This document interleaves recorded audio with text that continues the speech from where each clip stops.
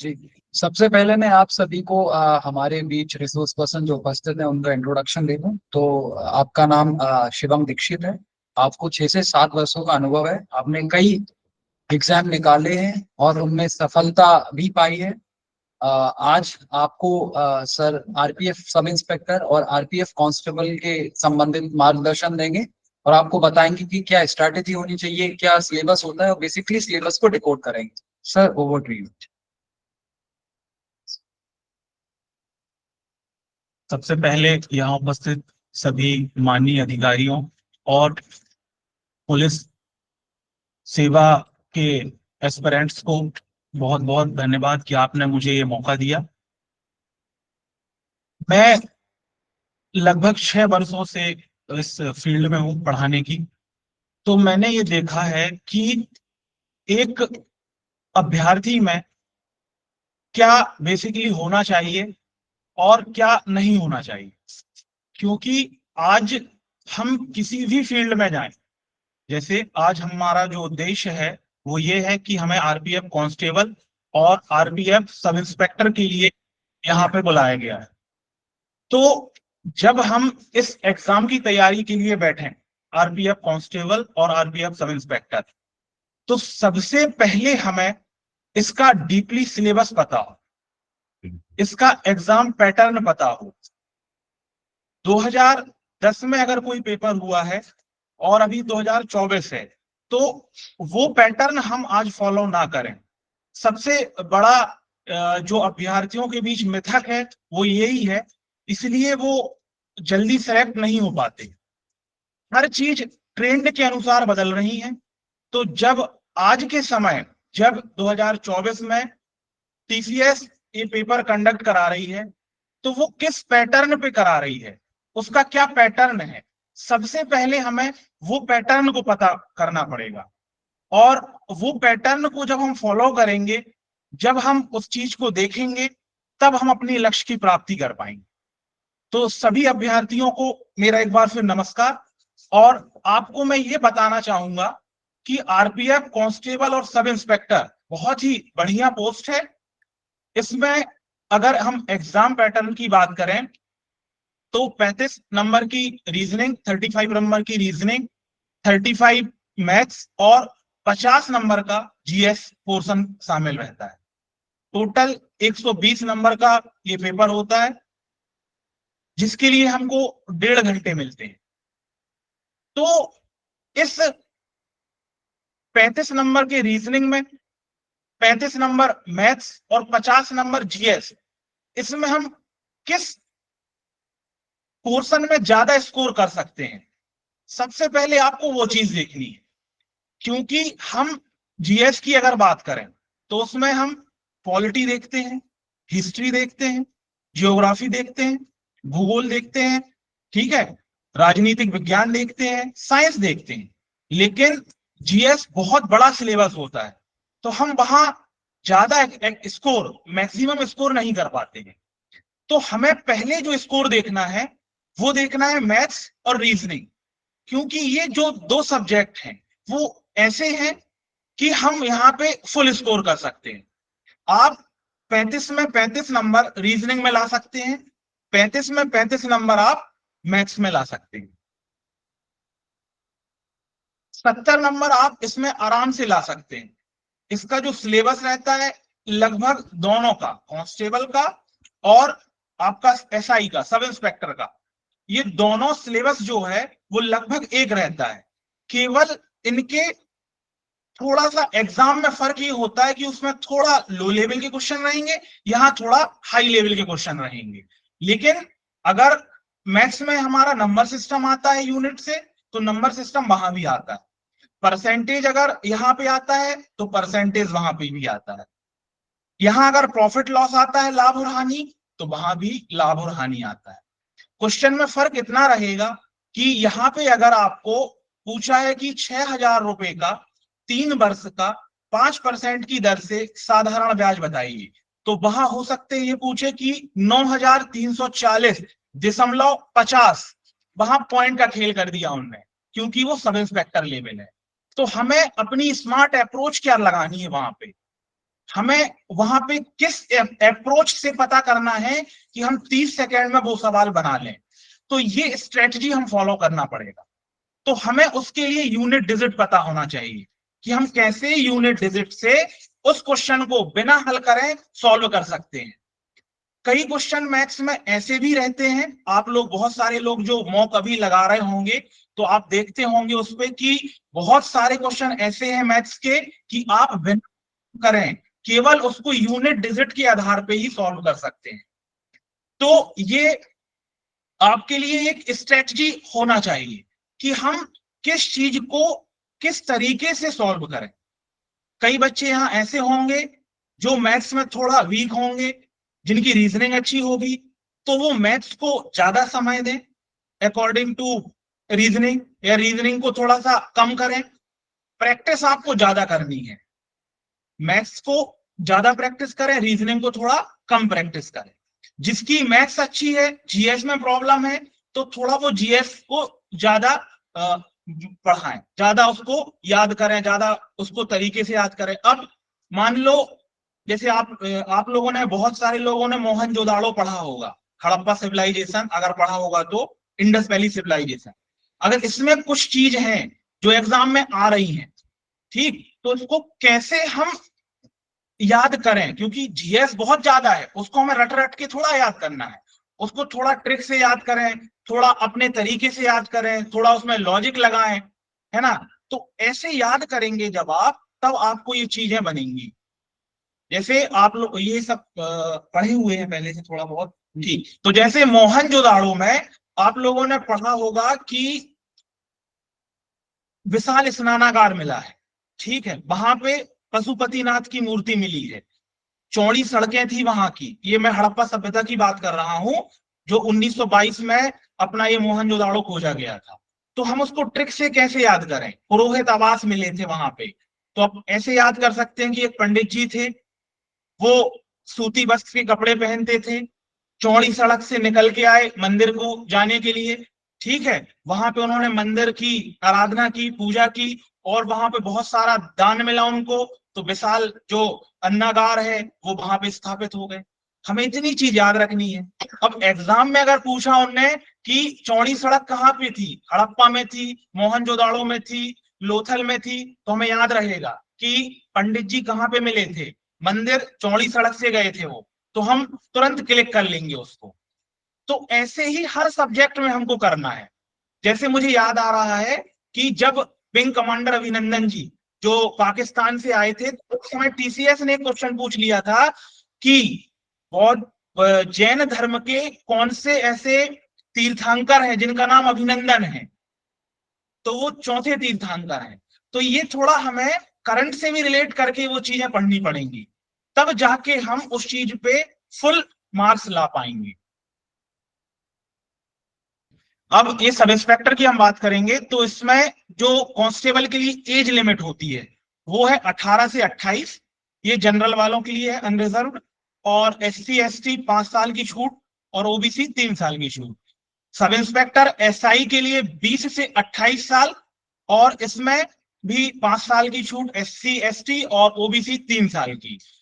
Sub inspector के लिए आपको ग्रेजुएट होना अनिवार्य है, कांस्टेबल के लिए 10th होना अनिवार्य है, ठीक। ये थी आपकी क्वालिफिकेशन। अब अगर हम हाइट और इनकी बात करें मेजरमेंट की, तो फिजिकल के लिए आपको ये 165 सेंटीमीटर हाइट होनी चाहिए, male candidate general OBC, 160 centimetre male candidate SC ST, female general OBC 157 centimetre, और फीमेल एससी एसटी 152 सेंटीमीटर। इसमें आपका जो पहला इवेंट होता है फिजिकल, वो होगा 1600 मीटर रनिंग, 5 मिनट 45 सेकेंड में जनरल और ओबीसी। और एससी एसटी के लिए 5 मिनट 45 सेकेंड, इनके लिए भी सेम रहता है। फीमेल के लिए आपका रनिंग 800 मीटर होती है, जो 3 मिनट 40 सेकेंड की टाइमिंग होती है। अगर हम लॉन्ग जंप की बात करें कांस्टेबल में, तो 14 feet general OBC SC ST male candidate के लिए, और फीमेल कैंडिडेट के लिए 9 फीट होती है। वहीं हाई जंप की बात करें तो 4 फीट रहेगी मेल कैंडिडेट और 3 फीट रहेगी फीमेल कैंडिडेट की। अब हम बात करें सब इंस्पेक्टर की, तो सब इंस्पेक्टर में थोड़ा सा टाइम ज्यादा मिल जाएगा हमको, वहां पे 5:45 है, तो मेल कैंडिडेट के लिए यहाँ 6 मिनट 30 सेकेंड रहेगा। वहीं फीमेल की बात करें तो 3 मिनट 40 सेकेंड जो कांस्टेबल में टाइमिंग थी वो यहाँ बढ़कर 4 मिनट हो जाएगी। लॉन्ग जंप की बात करें हम सब इंस्पेक्टर में, तो मेल के लिए 12 फीट है और फीमेल के लिए 9 फीट है। हाई जंप 3 फीट 9 इंच और फीमेल के लिए 3 फीट है। तो यहाँ पे जो फिजिकल हम देख रहे हैं, कहीं ना कहीं सब इंस्पेक्टर में थोड़ा हमें रिलैक्सेशन मिल रहा है, क्योंकि इसका पेपर थोड़ा सा टफ हो जाएगा। बाकी कांस्टेबल का जो लेवल रहेगा थोड़ा सा कम रहता है, लेकिन यहाँ फिजिकल थोड़ा सा ज्यादा रहेगा। तो आपको चॉइस करनी है कि डबल स्टार चाहिए या फिर कांस्टेबल। दोनों ही अच्छी पोस्ट हैं, लेकिन दोनों की सैलरी और हर चीज में डिफरेंस। अब हम इसका एग्जाम सिलेबस की बात करें तो जो मैंने पहले बताया, मैथ्स रहेगी 35 नंबर और reasoning 35 number, awareness 50 number, total 120 question रहेंगे। नेगेटिव मार्किंग होती है 1/3। अब इसमें जो अर्थमेटिक है ये बेसिक अर्थमेटिक रहेगा आपको, जैसे नंबर सिस्टम, परसेंटेज रहेगा, प्रॉफिट लॉस रहेगा, टाइम एंड वर्क रहेगा, ठीक है, SICI रहेगा, मेंसुरेशन रहेगा, ज्योमेट्री रहेगी, टिग्नोमेट्री रहेगी। और जो ज्योमेट्री टिग्नोमेट्री वाले पार्ट हैं वो SI में थोड़ा सा ज्यादा पूछते हैं इसकी अपेक्षा में, कांस्टेबल की अपेक्षा में। कांस्टेबल में आपको 35 क्वेश्चन में लगभग 28 क्वेश्चन अर्थमेटिक पोर्शन से देखने मिलेंगे, 7 से 8 क्वेश्चन ही आपको एडवांस लेवल के देखने मिलेंगे। उसमें भी एलजेब्रा के 1 से 2 क्वेश्चन रहते हैं, बिल्कुल 100%, 1 से 2 क्वेश्चन एलजेब्रा के रहेंगे। और अर्थमेटिक में लगभग 5 क्वेश्चन आपके साधारण ब्याज और चक्रवृद्धि ब्याज के देखने को मिलेंगे।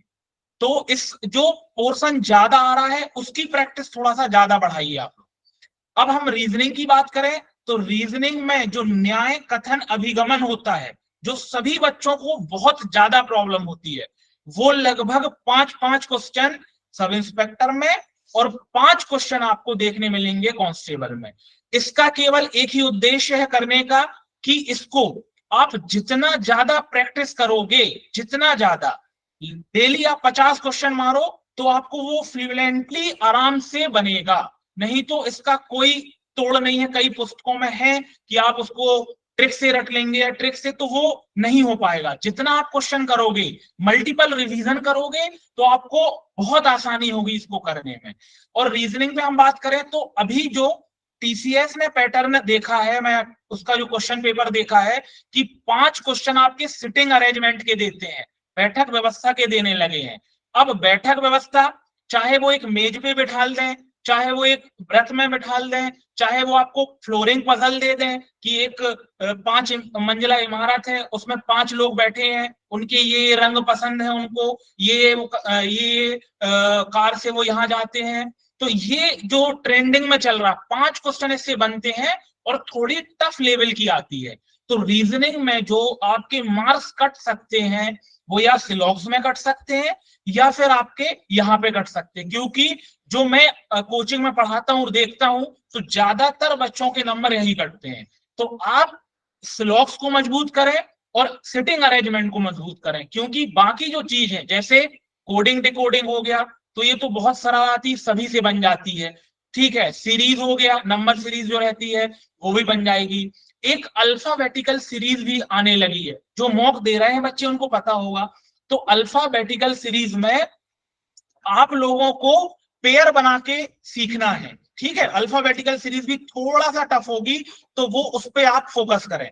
और आप लोग जो जो जुड़े हुए हैं पेन कॉपी में लिखते चले जो चीज बता रहा हूं मैं, क्योंकि ये बहुत ही अनुभव से बता रहा हूं, पेपर एनालिसिस करके बता रहा हूं कि सिलॉक्स ज्यादा पढ़े, पजल ज्यादा पढ़े और अल्फाबेटिकल सीरीज को ज्यादा पढ़ें, क्योंकि यहां से नंबर कटने के चांस ज्यादा हैं। 35 क्वेश्चन हैं तो 30-31 हर कोई ले आएगा, लेकिन आपको मेरिट में आने के लिए 35 में 34-35 ही बनाना पड़ेगा। तो ये जो 3-4 क्वेश्चन आपके कटेंगे या तो सिलॉक्स से कटेगा या तो आपका सिटिंग अरेंजमेंट से कटेगा। तो इन दोनों को अच्छा करें। और एक इसमें नया टॉपिक है न्याय कथन अभिगमन। कोई एक कथन दे देगा, उसका निष्कर्ष पूछ लेगा, ठीक है। तो यहां भी बड़ा कंफ्यूजन होता है, बच्चों को देखने में आता है। तो इसका भी एक ही फंडा है कि उसको आप ज्यादा से ज्यादा क्वेश्चन लगाएं, और जो ये कथन निष्कर्ष है, जो कथन देता है एज इट इज उसका निष्कर्ष होना चाहिए, इस बात पे जोर दें आप।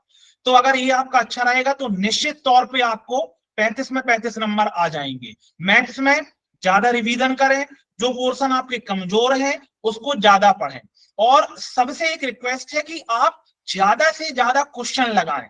जितने क्वेश्चन लगाएंगे, जितने सेट लगाएंगे, आप उतने अच्छे होते चले जाएंगे, और जब एग्जाम होगा तो आपको खुद ये पता चल जाएगा कि हम बाकी लोगों से कितना आगे हैं। और अगर मैं बात करूं जनरल अवेयरनेस की, तो जनरल अवेयरनेस में जो ट्रेंडिंग में चल रहा है वो है पॉलिटी। सबसे ज्यादा क्वेश्चन पॉलिटी के आ रहे हैं इस समय, 4 से 5 क्वेश्चन केवल एक सब्जेक्ट पॉलिटी से पूछेगा। हिस्ट्री से आपको लगभग 6-7 क्वेश्चन पूछेगा, अब उसमें भी 2-3 क्वेश्चन आधुनिक हिस्ट्री से पूछ लेगा। 10 से 12 क्वेश्चन आपके बायोलॉजी, फिजिक्स और साइंस से देखने को मिलते हैं। अब हम बात करें करंट की, तो जनरल अवेयरनेस में आप हिस्ट्री पढ़ लोगे, हर बुक में दी है, पॉलिटी पढ़ लोगे आप, और जनरल अवेयरनेस में साइंस पढ़ लोगे। लेकिन जो बच्चा गलती करता है वो करता है स्टैटिक जीके में, और दूसरी चीज है करंट अफेयर्स में। हमें ये लगता है कि जब एग्जाम डेट आएगी हमारे पास तब हम 10 दिन पहले उसको कर लेंगे, लेकिन उस समय इतनी हड़बड़ाहट होती है कि हम मैथ्स के फॉर्मूले देख लें, कि रीजनिंग के जो कुछ टॉपिक छूट गए हैं हम उसको देख लें कि क्या करें। तो ऐसे में हम करंट छोड़ के चले जाते हैं, और वहीं हमारा सिलेक्शन हमसे दूर हो जाता है, क्योंकि करंट के जो क्वेश्चन आने हैं वो 12 से 15 क्वेश्चन आने हैं, और करंट बहुत बहुत जरूरी है। और करंट में भी जो रेलवे जो ज्यादा फोकस करती है वो खेल पे करती है। आपको इस बात को अच्छे से नोट करना है कि जैसे अभी पैरा ओलंपिक हुए हैं, तो आपने देखा होगा कि मनु भाकर जी ने क्या जीता है। क्वेश्चन पूछ सकते हैं आपसे, जो शीतल है उन्होंने अभी जीता है, वो क्या जीता है। नवदीप जी ने अभी गोल्ड मेडल लाए हैं, तो किस खेल से संबंधित है ये किस जगह के रहने वाले हैं, हर क्वेश्चन इससे आपसे पूछेगा।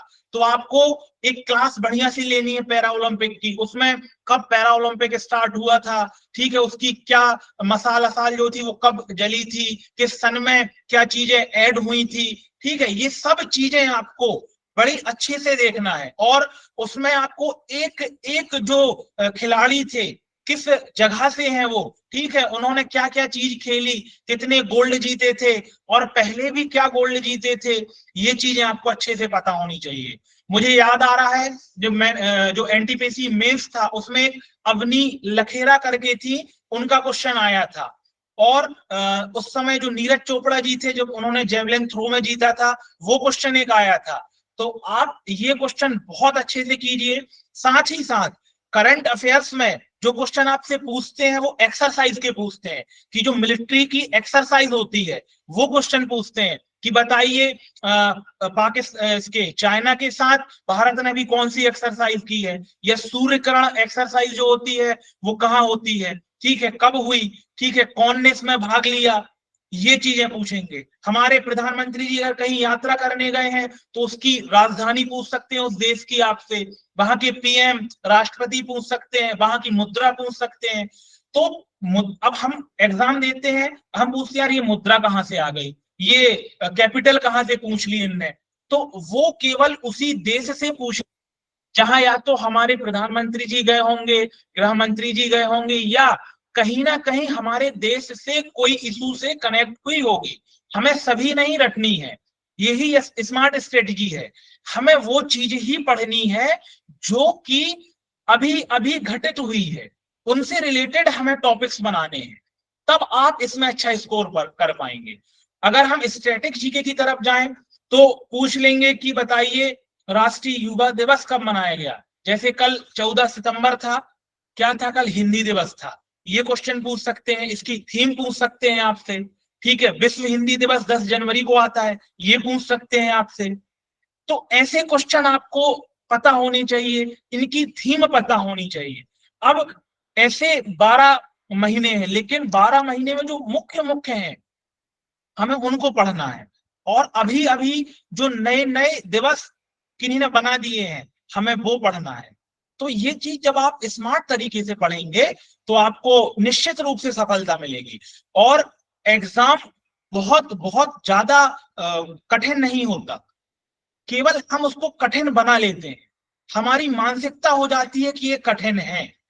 आप आराम से पढ़ें, रिलैक्स होके पढ़ें, ठीक है, 4 से 5 घंटा पढ़ें, आप आराम से एग्जाम क्वालिफाई करेंगे। सुबह बढ़िया मेडिटेशन करें, रनिंग करने अभी से जाएं, हर चीज अभी से करें, ज्यादा स्ट्रेस ना लें, आपका एग्जाम क्लियर होगा। प्रॉपर रिसोर्स का फॉलो करें, ज्यादा रिसोर्स मत यूज करें, कम रिसोर्स यूज करें, लेकिन उसको मल्टीपल रिवीजन करें, तब ही एग्जाम सेलेक्ट होते हैं, तब ही एग्जाम निकलता है। तो आप ये चीज बहुत अच्छे से करें। मैंने भी 15-16 एग्जाम निकाले हुए, तो मुझे ये पता है कि एग्जाम कैसे निकलेंगे। मेरा अनुभव जो है वो मैं आपको यहाँ साझा करने आया था। तो ये बहुत ही अच्छी चीज है कि आप कम रिसोर्स का उपयोग करेंगे और ज्यादा टाइम उसको रिवीजन करेंगे। एक चीज पढ़ो दिन में, लेकिन उसको 10 बार रिवाइज करो। सर कोई कमेंट देख लीजिए।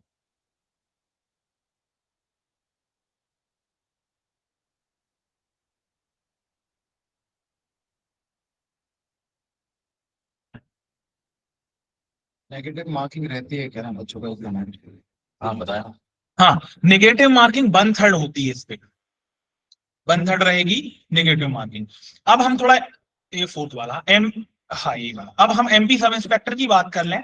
तो जैसे एमपी में सब इंस्पेक्टर के लिए पोस्ट अभी सुनने में आ रहा निकलने वाली है, 21 से 33 साल इसका अनरिजर्व कैटेगरी का रहता है। और इसमें रिजर्वेशन रहेगा जो एससी एसटी के लिए 5 साल, ओबीसी 3 साल। एजुकेशन होनी चाहिए अपना बैचलर डिग्री का। इसमें 800 मीटर रनिंग होती है फिजिकल, जो रहेगा 2 मिनट 40 सेकेंड मेल कैंडिडेट के लिए। और फीमेल कैंडिडेट के लिए इसमें रहेगा 3 मिनट 30 सेकेंड के लिए।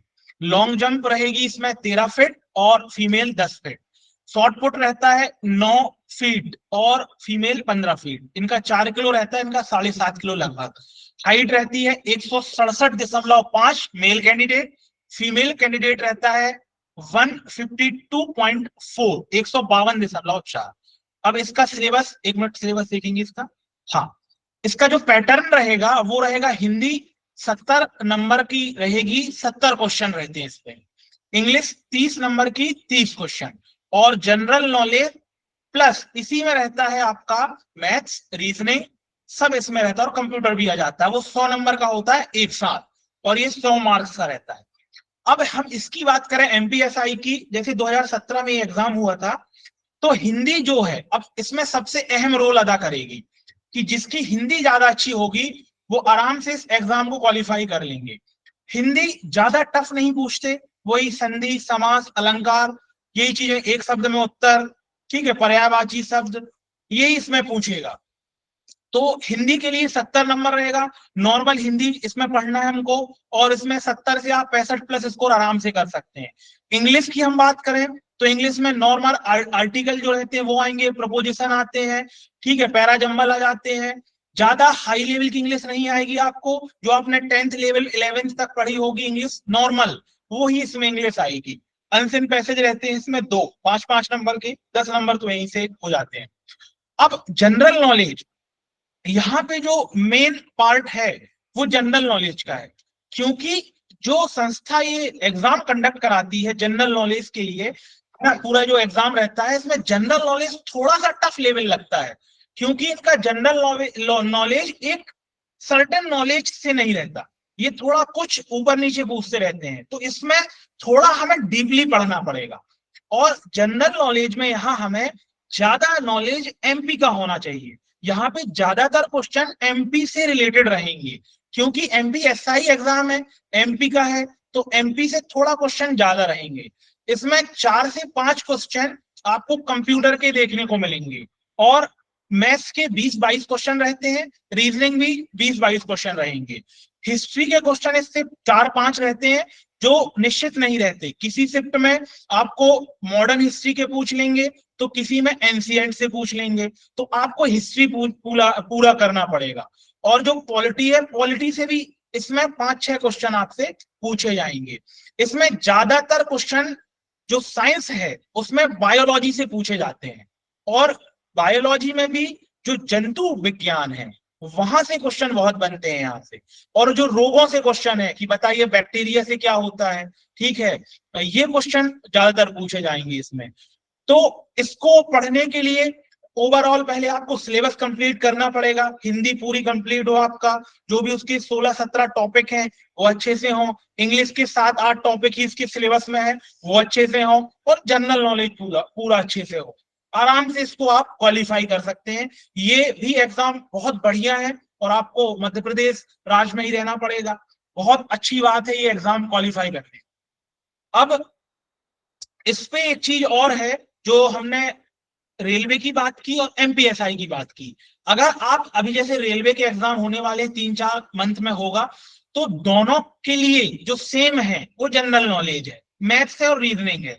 अगर आप अभी जो मैथ्स की तैयारी कर रहे हैं, जो जनरल नॉलेज की तैयारी कर रहे हैं, और जो रीजनिंग की, वो दोनों में कॉमन रहेगी आपको, दोनों में एक सा लेवल रहेगा, थोड़ा बहुत फ्लक्चुएट होगा लेकिन क्वेश्चन एक से ही रहते हैं, ठीक है। मैथ्स रीजनिंग में आपको कोई दिक्कत नहीं होगी, केवल इसमें आपको जब ये एक्स्ट्रा जो एफर्ट डालने होंगे वो हिंदी और इंग्लिश में डालने होंगे बस।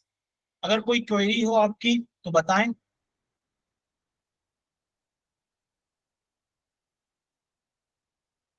ये एक बच्चा पूछ रहा है कि अभी जो शायद से पैटर्न चेंज हो रहा है अभी असाइनमेंट एग्जाम को लेके।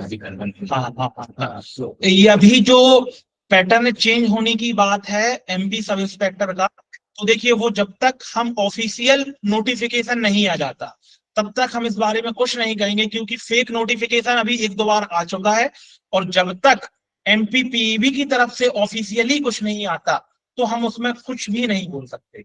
और ये जो टेक्नीशियन की आप बात कर रहे हैं, टेक्नीशियन का पैटर्न अलग रहेगा, 40-30-30 रहता है उस पे क्या रहेगा, टेक्नीशियन में आपको साइंस का वेटेज ज्यादा है, तो जो भी टेक्नीशियन के लिए आप तैयारी कर रहे हैं उसके लिए आपको क्या करना पड़ेगा, साइंस ज्यादा पढ़नी पड़ेगी।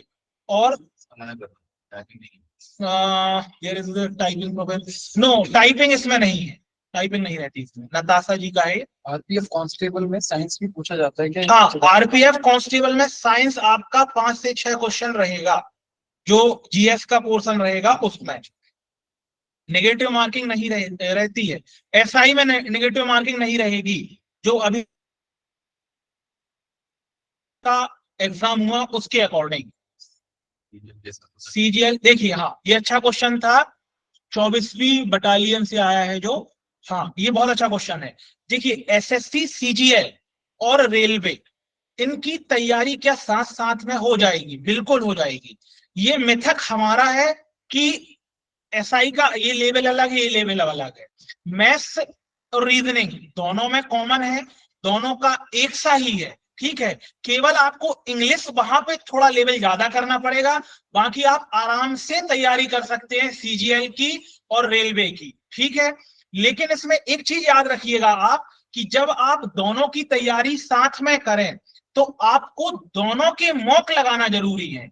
और जब कोई बच्चा केवल रेलवे की तैयारी कर रहा है तो आप एसएससी के मॉक तो लगा सकते हैं, लेकिन रेलवे के मॉक जरूर से लगाएं, क्योंकि वो तो आपके लिए बहुत इंपॉर्टेंट है जिसकी तैयारी आप कर रहे हैं, ठीक है। लेकिन अगर सीजीएल भी साथ में कर रहे हैं तो बहुत अच्छा है, सीजीएल भी बहुत अच्छी पोस्ट है, लेकिन उसके लिए आपको एसएससी सीजीएल के जो मॉक आते हैं, जो मॉक टेक्स्ट बुक वगैरह में दिए हैं, आप उसको रेलवे के साथ लगाएं, तब आप अच्छा कर सकते हैं। और जो सीजीएल की तैयारी कर रहा है तो मैथ्स रीजनिंग तो थोड़ा सा इसे अप लेवल का रहता है, आप आराम से क्वालिफाई करेंगे उसको। सर एक क्वेश्चन है कि पैटर्न चेंज होगा या नहीं होगा, तब तक तैयारी कैसे करें? देखिए पैटर्न चेंज हो ना हो, ठीक है, हमारा जो सिलेबस रहेगा वो चेंज कभी नहीं होता। जब 2017 में एग्जाम हुआ था तब भी हिंदी आई थी, 2024 में होगा तो भी हिंदी आएगी। हो सकता है वहां 70 नंबर की आई थी, यहाँ 40 की कर दें, या वहां 70 की आई थी, यहाँ 50 की कर दें। वहां 100 का जीएस और रीजनिंग मैथ्स थी, यहाँ वो 50 की कर दें या 200 की कर दें। आपके जो टॉपिक रहते हैं वो कभी नहीं चेंज होते, टॉपिक तो वही रहेंगे, नंबर ऑफ क्वेश्चंस चेंज हो जाएंगे, एग्जाम पैटर्न चेंज हो जाएगा, टॉपिक वही है, आप अभी से बैठ जाएं कि मुझे ये चीज करनी है। और ये जो क्वेश्चन आया, मुझे उससे एक चीज याद आ रही है कि नवदीप सिंह जिन्होंने गोल्ड जीता है अभी, वो पिछले पैरा ओलंपिक में जब गए थे तो चौथे नंबर पे थे। जिनकी हाइट छोटी है, जो आप लोग इंस्टाग्राम तो बहुत चलाते होंगे, उसमें देखा होगा आपने रील्स में, और पेपर में इनका इतना नाम है, मोदी जी मिले उनसे, तो उनकी जो उन्होंने 4 साल पहले केवल इतनी कोशिश करके छोड़ दिए होते तो उनका आज गोल्ड का सपना पूरा नहीं होता। उन्होंने 4 साल मेहनत की और फिर जाके आज गोल्ड लाए हैं। तो कितना धैर्य रखा उन्होंने। तो हमें धैर्य रखना पड़ेगा, लेकिन जो कंसिस्टेंसी है, जो हमारी मेहनत है, और जो लगातार हमें चीजें करनी है, हमें वो चीज करनी पड़ेगी, तब जाके हम सिलेक्ट होंगे। अगर हम सोचें कि हम केवल एक दिन करें और एक दिन हमने 12 घंटे किए और हम दूसरे दिन से छोड़ दें तो नहीं होगा। आपको पता है, जब चाणक्य जी ने चंद्रगुप्त मौर्य से कहा था कि सर, चाणक्य जी से बोला था कि ये सब पूरा मुझे ही क्यों करना पड़ रहा है, इतना सारा, कि मुझे शादी नहीं करनी पड़ रही और ये सब चीजें, तो चाणक्य ने एक चीज बोली थी जो उनके गुरु थे, कि अगर सब चीज सब लोग छोड़ देते तो तुम चंद्रगुप्त मौर्य नहीं बन पाते, तुम सम्राट नहीं बन पाते। तो जब आप किसी चीज को छोड़ोगे, शिद्दत से किसी चीज के लिए लगोगे, मेहनत करोगे, कंसिस्टेंसी से रहोगे, तो आप निश्चित रूप से सफल होंगे। और आप एग्जाम सिलेबस को पहले पूरा करें। मैं बार बार फोकस कर रहा हूं उस चीज पे कि आप सिलेबस को पूरा करें, मल्टीपल रिवीजन करें, एग्जाम पैटर्न जो भी हो, जब आप सिलेबस कंप्लीट करके रहेंगे तो आप आराम से एग्जाम क्वालिफाई करेंगे। एक क्वेश्चन है सर कि एमपीपीएससी की अगर बच्चा तैयारी कर रहा हो तो साथ साथ में सब इंस्पेक्टर की तैयारी कर सकता है कि नहीं? हाँ, देखिए, एमपीपीएससी की आप तैयारी कर रहे हैं तो आप सब इंस्पेक्टर तैयारी कर सकते हैं, उसमें कोई दिक्कत नहीं है। लेकिन आपको एक्स्ट्रा एफर्ट जो डालने होंगे वो डालने होंगे मैथ्स में, रीजनिंग में। एमपीपीएससी में हिंदी तो रहती है, हिंदी तो आपका सब्जेक्ट रहेगा, जीएस तो पूरा रहता है उसमें, तो वो कंप्लीट हो जाएगा। लेकिन मैथ्स रीजनिंग उसकी सी सेट में रहती है, तो सी सेट में जो रहता है वो थोड़ा सा लो लेवल का रहता है मैथ्स, और यहाँ पे वहां क्वालिफाइंग नेचर है, लेकिन यहाँ आपको स्कोरिंग करना पड़ेगा, तो थोड़ा सा एक्स्ट्रा एफर्ट डालना पड़ेगा। आप निश्चित तौर पे कर सकते हैं। मैं बहुत सारे लोगों को जानता हूं जिन्होंने पीएससी के साथ साथ ही एग्जाम निकाला। 2017 में सिलेक्ट हुए थे, एक गौतम जी हैं भैया, वो एसएएफ में है अभी, एसआई बालाघाट, उनने निकाला था। वो पीएससी की तैयारी कर रहे थे और वो उन्होंने एसआई का निकाला था। एक एक बच्चे का सर क्वेश्चन है कि वो जो बच्चा है वो प्रीवियस ईयर क्वेश्चंस और फैक्ट्स को देख के जीएस की तैयारी कर रहा है, कोई भी चैप्टर को नहीं पढ़ रहा जीएस जी के लिए। तो ये जो स्ट्रैटेजी है उसकी सही है या गलत है? देखिए, ये थोड़ा सा स्ट्रेटजी आपकी गलत है, क्योंकि जब तक आप किसी चीज को अच्छे से नहीं जानोगे, ठीक है, तो उस चीज पे आप कैसे पी बाई क्यू लगा लोगे, कैसे वस्तुनिष्ठ लगाओगे।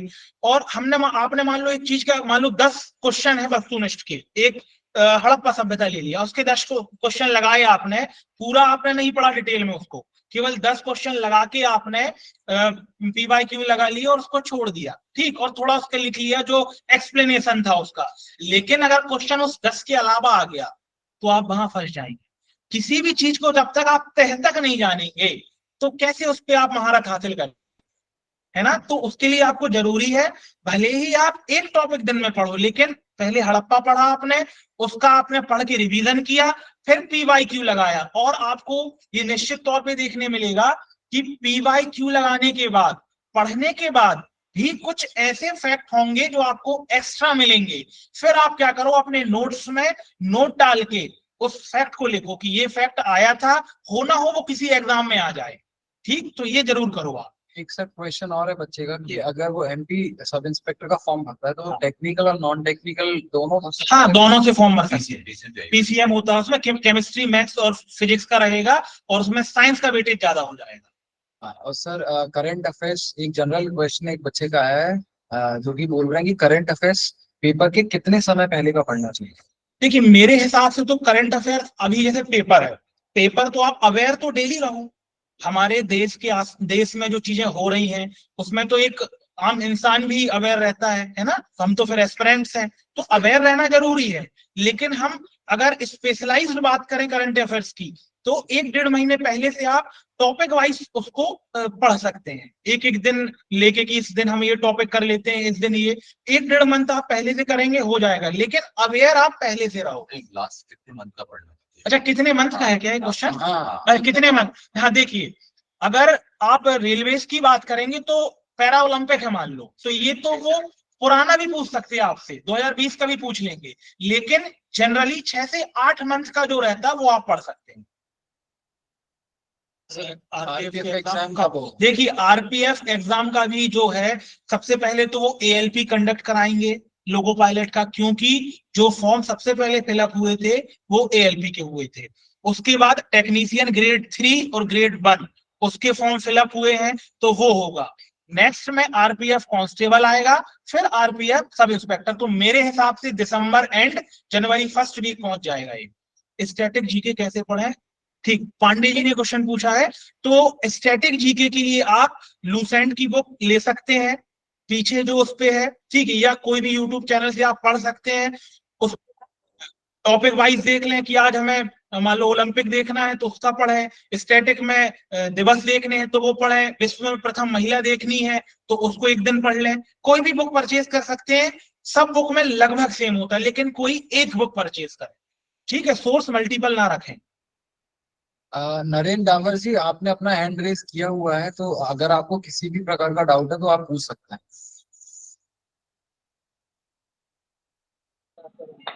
सर कंसिस्टेंसी कैसे मेंटेन करें सर?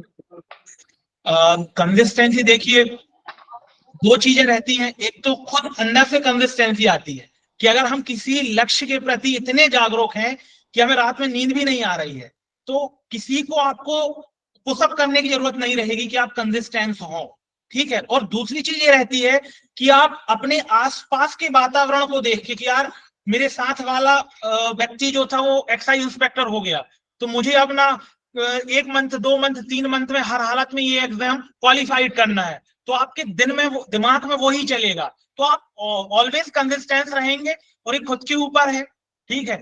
और एक पॉइंट मैं इसमें ऐड और करना चाहूंगा कि कंसिस्टेंसी अगर आपको मेंटेन करनी है तो आपको एक टू डू लिस्ट, दिन की जो भी टारगेट्स हैं उस पे एक पेपर पे लिख लीजिए कि आज मेरे को ये करना है। तो जब आप किसी भी चीज को लिखते हैं तो वो आपको अपने आप पुश करेगी कि आज मेरा ये टारगेट है, मुझको ये कैसे भी करके शाम तक हिट करना है।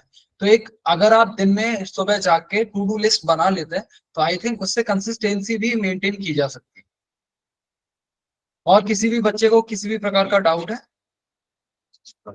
Ashish Patil. Ashish Patidar,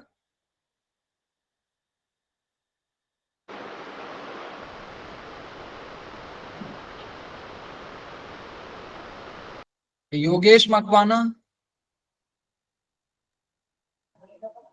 no sir, clear हो गया ऐसे डाउट। ओके। नरेंद्र डावर जी, एक क्वेश्चन देखिएगा, एक क्वेश्चन है कि लूसेंट एमपीएसआई के लिए सही है क्या? लूसेंट देखिए सही तो है, लेकिन आजकल जो टीसीएस पैटर्न फॉलो कर रहा है ना, उस हिसाब से आपको लूसेंट से थोड़ा सा और ज्यादा पढ़ना पड़ेगा। इसके लिए आप एमपी के लिए कोई दूसरी बुक परचेज कर सकते हैं, बर्नवाल वगैरह की जो बुक है उसको आप ले सकते हैं। तो अगर सर आप हिंदी के लिए कोई बुक सजेस्ट करें एमपीएसआई के लिए? हिंदी के लिए जो सबसे अच्छी बुक है वो पृथ्वीनाथ चौहान की एक बुक आती है, वो है पृथ्वीनाथ चौहान करके एक पुस्तक है, वो बहुत अच्छी पुस्तक है। लूसेंट से आप अपना सिलेबस कर सकते हैं, वो ऑब्जेक्टिव प्लस डिस्क्रिप्टिव दोनों रहती है, बहुत अच्छी बुक है।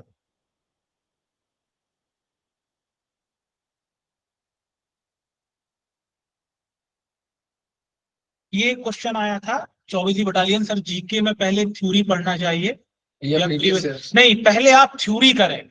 आप प्रीवियस ईयर लगाएंगे तो आपको पता कैसे चलेगा कि हमने क्वेश्चन कहाँ से आया है वो? जब आप जैन धर्म पढ़ेंगे, बौद्ध पढ़ेंगे, है ना, तब तो पता चलेगा कि हमें ये क्वेश्चन यहाँ से आया है।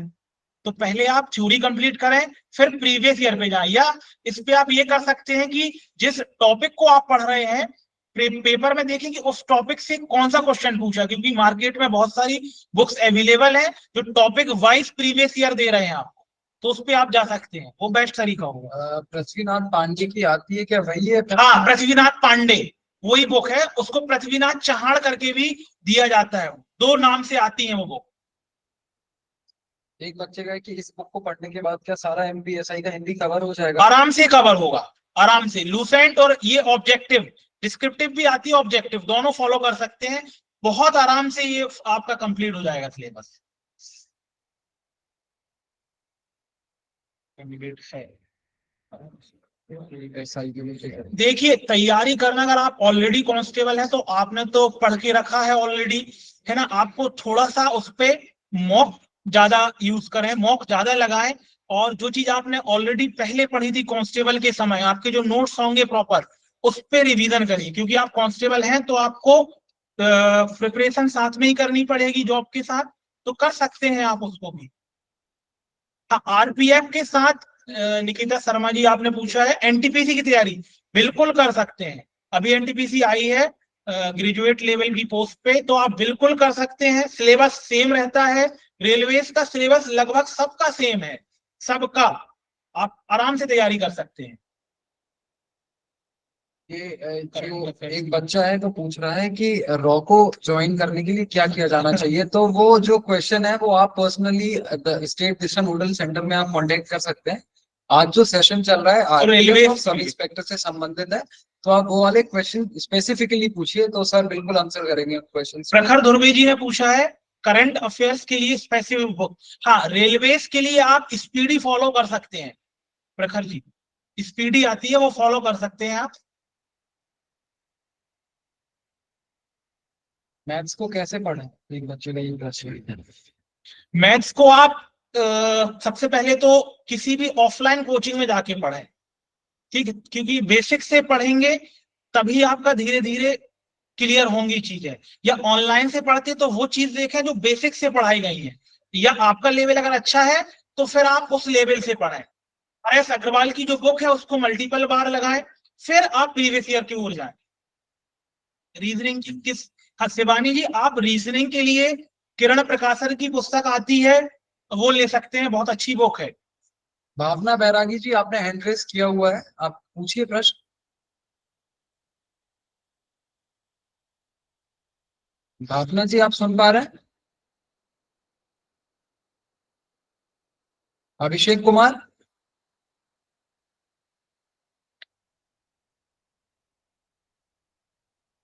सर एक क्वेश्चन और आया एक बच्चे का कि अगर आरपीएफ के लिए जीके पढ़ना शुरू करना है तो वो कहाँ से करें, जीके लूसेंट से या स्टार्टिंग या करें? देखिए आप शुरू करिए बेसिक जीके जो है लूसेंट से, सबसे पहला पार्ट जो है उसमें हड़प्पा सभ्यता, वहां से शुरू करिए आप, और स्टैटिक को आप एक दिन में, एक दिन मतलब अल्टरनेटिव पढ़िए, एक दिन कोई टॉपिक उठाए, एक दिन छोड़ दें, फिर उसके अगले दिन वो उठाए, ठीक। और जब आप अल्टरनेटिव दिन पढ़ें तो उसको प्रीवियस जो पढ़ा है उसको रिवीजन करने के साथ पढ़ें, ठीक। करंट आप लास्ट में ही पढ़ें, लेकिन पेपर डेली पढ़ें, अवेयर रहें उस चीज को। एक बच्चा पूछ रहा है कि सर बुक के नाम सजेस्ट करिए मैथ्स और किरण प्रकाशन है मैथ्स के लिए बहुत अच्छी बुक, और रीजनिंग के लिए भी। इसमें आप मैथ्स के लिए आदित्य रंजन सर की भी ले सकते हैं, दोनों की बुक अच्छी। आप बुक्स तो कोई भी लें, मैं किसी स्पेसिफिक के लिए नहीं बोलूंगा, कोई भी बुक लें, केवल प्रीवियस ईयर देखें, उस हिसाब से तैयारी करें, बुक सब अच्छी होती है। सर एग्जाम कह रहा है कि हाँ, ये अक्षय द्विवेदी ने पूछा है कि आप 12th के बाद कौन सी हम हाई पोस्ट कर सकते हैं। एक एनडीए का एग्जाम होता है, आप वो भी दे सकते हैं। एनडीए का एग्जाम जिसमें आप सीधे इंडियन आर्म फोर्सेस में आपको लेफ्टिनेंट बनने का मौका मिलता है। इसके अलावा सर और कौन कौन से एग्जाम दिए जा सकते हैं एक बार आप? 12th के बाद तो बहुत सारे एग्जाम है, लेकिन जैसे सर ने बताया जो एनडीए है वो बहुत शानदार एग्जाम है, और रेलवेज के तो बहुत सारे एनटीपीसी, ये अपना सब इंस्पेक्टर वगैरह के हो गए, एसएससी जैसे देता है वो है, सीएचएसएल का है ना, 10+2 है, बहुत सारे एग्जाम है। कि कोई बुक सजेस्ट करेंगे? प्रखर जी मैंने बताया भी, करंट के लिए स्पीडी, मोहित तिवारी। एक बच्चा पूछ रहा है कि मैथ्स पढ़ना है तो क्या नोट्स बनाना कंपलसरी है या बस प्रैक्टिस से काम हो जाएगा? नहीं, नोट्स तो आप डेली बनाइए, क्योंकि आप 4 महीने बाद क्या चीज पढ़े हैं वो याद नहीं रहती किसी को। नोट्स बनाएं प्रॉपर सभी चीजों को, और उसी को रिवाइज करें, और फिर प्रैक्टिस करें।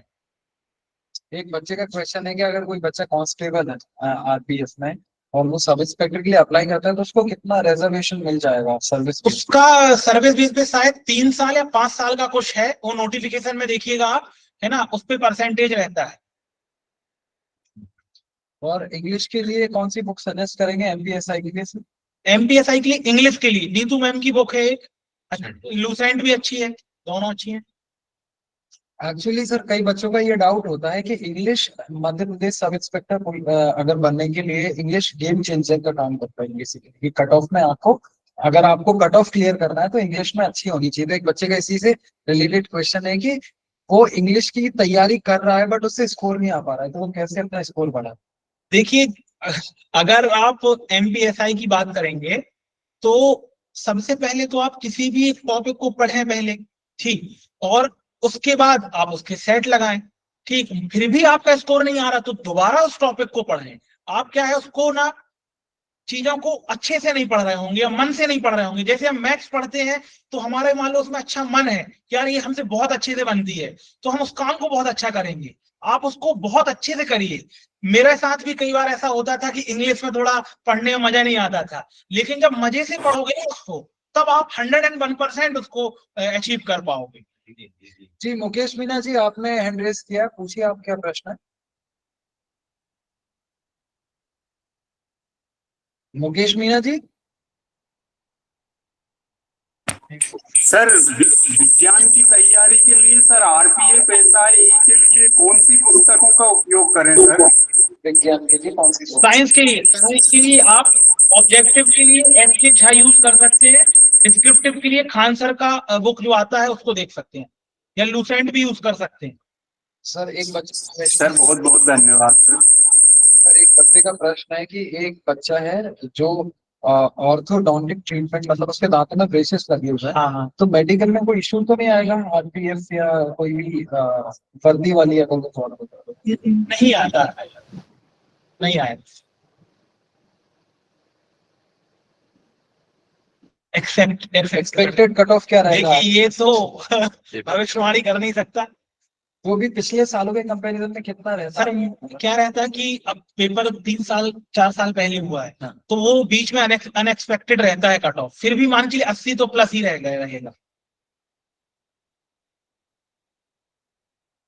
आरपीएफ के लिए, साइंस के लिए भी बता दीजिए कैसे पढ़ें, कहाँ से शुरू करें और कौन सी बुक रहेगी? आरपीएफ के लिए आप सबसे पहले शुरू कर सकते हैं बायोलॉजी से, क्योंकि बायोलॉजी के क्वेश्चन ज्यादा रहते हैं उस पे, ठीक है। बायोलॉजी आप किसी भी चैनल से, किसी भी बुक से पढ़ सकते हैं। बुक अगर मैं सजेस्ट करूं तो लूसेंट हो गया, खान सर के नोट्स जो आते हैं वो देख सकते हैं, एसके झा सर का देख सकते हैं, बहुत सारी बुक्स हैं उनको पढ़ सकते हैं। ये वीडियो बंद कर दे आवाज अपने। एक बच्चे का प्रश्न है कि एनटीपीसी वैकेंसी पर कुछ बता दीजिए, जैसे कि गर्ल्स के लिए कौन सा ऑप्शन चूज करें, मेन प्रायोरिटी पर क्या रखें?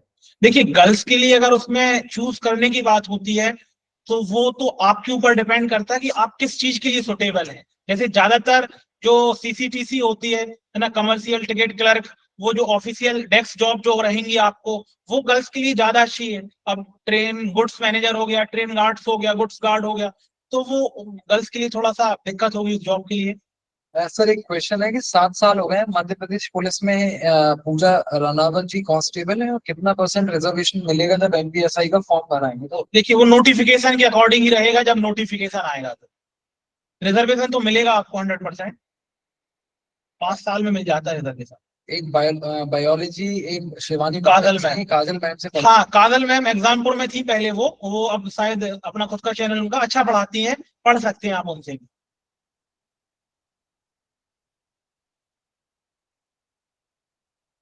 वोकेबलरी, ये सौरभ जी का क्वेश्चन था, एमपी एसआई में वोकेबलरी किस टाइप, कैसे पढ़ें, मतलब वोकेबुलरी किस टाइप की पूछी जाती है? वोकेबलरी नॉर्मल पूछी जाएगी, बहुत हाई वोकेबलरी जो एसएससी में पूछते हैं वो नहीं आएगी। नॉर्मली आप पढ़े होंगे वही वोकेबलरी आएगी, ब्लैक बुक से आप देख सकते हैं वोकेबलरी को।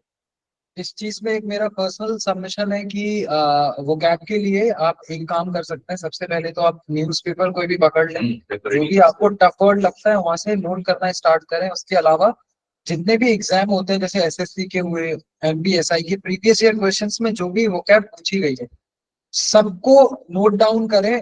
बेसिकली कहीं ना कहीं बहुत सारे जो मीनिंग्स पूछी जाती हैं, सिनोनिम या एंटोनिम्स पूछे जाते हैं, वो बेसिकली रिपीट होते हैं पिछले एग्जाम में पूछे हुए प्रश्न। जी, और मैंने जो ये बुक बताई ब्लैक बुक आपको, तो ये कितने बार रिपीट हुआ है एग्जाम में, कौन सा क्वेश्चन, वो बाजू में लिखा रहता है। 7 बार हुआ तो 7 बार, 14 बार तो 14 बार, तो इससे आपको वो चीज पता चल जाएगी कि कितना इंपॉर्टेंट है। एसएससी अभी पूरा क्वेश्चन इससे ही आ रहा है, लगभग 23-24 क्वेश्चन जो बन रहे हैं वो एसएससी ब्लैक बुक से दे रहा, बहुत अच्छा है ये, आप देख सकते हो। आरपीएफ एसआई में मैथ्स का लेवल कैसा रहता मैथ्स का जो लेवल रहेगा थोड़ा सा टफ रहता है, मॉडरेट बोलेंगे, टफ नहीं बोलेंगे उसको, मॉडरेट लेवल रहेगा, आपसे बन जाएगा अगर आपने थोड़ी सी मेहनत की होगी इस पे। एसआई सीआई ज्यादा पढ़े, बार बार बोलूंगा कि इसके 4 से 5 क्वेश्चन आएंगे। सिलेबस क्या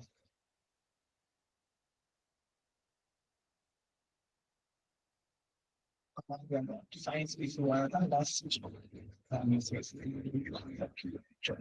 हाँ, ये पूजा जी आप बेसिक लेवल के लिए भी खान सर यूज कर सकते हैं, वो बेसिक लेवल से ही स्टार्ट करते हैं, बस उसको आप डेली रिवीजन करिए जो वो पढ़ा रहे हैं। अगर लूसेंट के अलावा जीके की बुक की बात की जाए तो और कौन सी हो सकती है? टेक्निकल पब्लिकेशन है और स्पीडी है, बहुत सारी है लूसेंट के अलावा।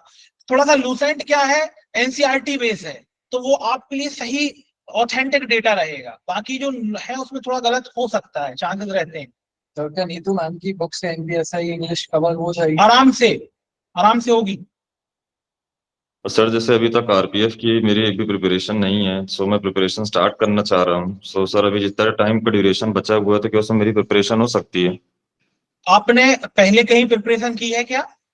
सर कांस्टेबल की प्रिपरेशन की थी, बट 1.5 साल पहले की थी। तो वो सही जानना चाह रहा था कि आरपीएफ का जैसा भी पेपर है, 3-4 महीने का ड्यूरेशन है, तो क्या उसमें मतलब बेसिक के साथ साथ मेरी तैयारी हो पाएगी? आराम से कर सकते हैं, अगर आपने पहले की है तो 3-4 मंथ बहुत होते हैं, ठीक है, आप आराम से कर सकते हैं, लेकिन आपको थोड़ा समय ज्यादा देना पड़ेगा, 7-8 घंटे दिन में देने पड़ेंगे।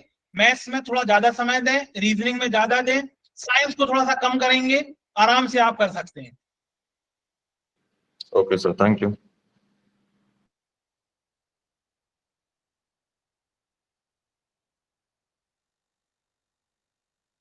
आज सेशन आरपीएफ सब इंस्पेक्टर और एमपीएसआई से रिलेटेड है। तो एनटीपीसी का अगर आपकी डिमांड आती है तो हम अगले आने वाले सेशनों में हम जरूर एनटीपीसी से संबंधित एक सेशन ऑर्गेनाइज करेंगे। इसके अलावा बच्चे का प्रश्न है कि अगर इंग्लिश में इंटरेस्ट नहीं आता है तो फिर इंग्लिश का क्या करें? इंटरेस्ट तो लाना पड़ेगा, जो भी चीज आपको चाहिए उसमें इंटरेस्ट नहीं आएगा तो फिर कैसे हो पाएगा? सर एनटीपीसी के सर सिलेबस क्या है? एनटीपीसी के लिए 40 नंबर का मैथ्स रहेगी, 30 रीजनिंग और 30 नंबर का जो साइंस आएगा। सिलेबस इस सेम यही रहेगा, उसमें कोई अलग से नहीं रहेगा। नंबर ऑफ क्वेश्चंस उसमें वेरिएट कर सकते हैं, लेकिन सिलेबस यही है। एक बच्चे का प्रश्न है सर कि 12th के बाद एनटीपीसी की अगर उसे तैयारी करनी है तो किस सब्जेक्ट से स्टार्ट करें? देखिए, कोई पर्टिकुलर सब्जेक्ट से हम कोचिंग भी जाते हैं तो तीनों चीज पढ़ाते हैं, वो हमें मैथ्स भी, रीजनिंग भी, जीएस भी, आप सब साथ में मिलकर करें।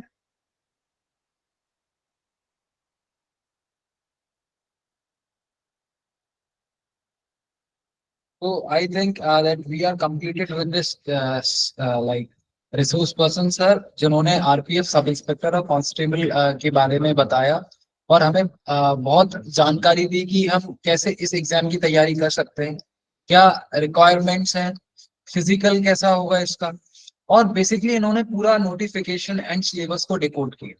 तो thank you so much sir for guiding the students of Disha learning centre. And अगर आगे हमें जब भी इस संबंधित सेशन कंडक्ट कराना होगा definitely we will invite you and thank you so much. Thank you so much. तो हम सबसे पहले सर आपका बहुत बहुत धन्यवाद देते हैं कि सर आपने हमें ज्वाइन किया और हमारे बच्चों को आप आज बेसिकली बताने जा रहे हैं कि sub inspector Madhya Pradesh police sub inspector की तैयारी कैसे करें, क्या निटीज एंड ग्रिटीज है इस एग्जाम की तैयारी करने के लिए। Sir over to you. Thank you sir. सभी बच्चों को नमस्कार, सभी सीनियर अधिकारी को, सभी को मेरा नमस्कार।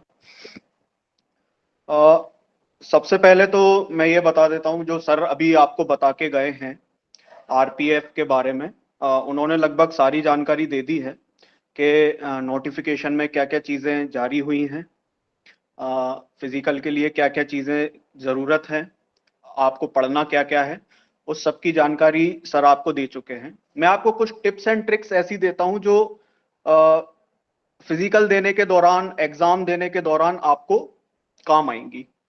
ठीक है। आरपीएफ में जो सबसे इम्पोर्टेंट चीज है, जो सर ने बाकी सब चीजें तो आपको बता दी हैं, मैं आपको कुछ ऐसी चीजें बताता हूं जिन पे हम जनरली नोटिफिकेशन पढ़ते टाइम, क्योंकि हम नोटिफिकेशन जानते हैं जनरली सब लोग पूरा नहीं पढ़ते हैं, तो कुछ चीजें ऐसी इंपॉर्टेंट रहती हैं जो हमसे छूट जाती हैं और उन पे हम ध्यान नहीं देते हैं, जिसके कारण हमें बाद में काफी दिक्कत आती है। तो एक छोटा सा एनालिसिस मैं आपको नोटिफिकेशन का बता रहा हूं, क्योंकि नोटिफिकेशन के बारे में जो सर थे उन्होंने सब कुछ आपको बता दिया है कि आपको फिजिकल कितना कितना रहेगा, क्या रहेगा। मैं एक छोटा सा एनालिसिस बता रहा हूं आपको। तो उसमें एक पॉइंट दिया हुआ है नोटिफिकेशन में। सर थर्ड स्लाइड पे आइए प्लीज।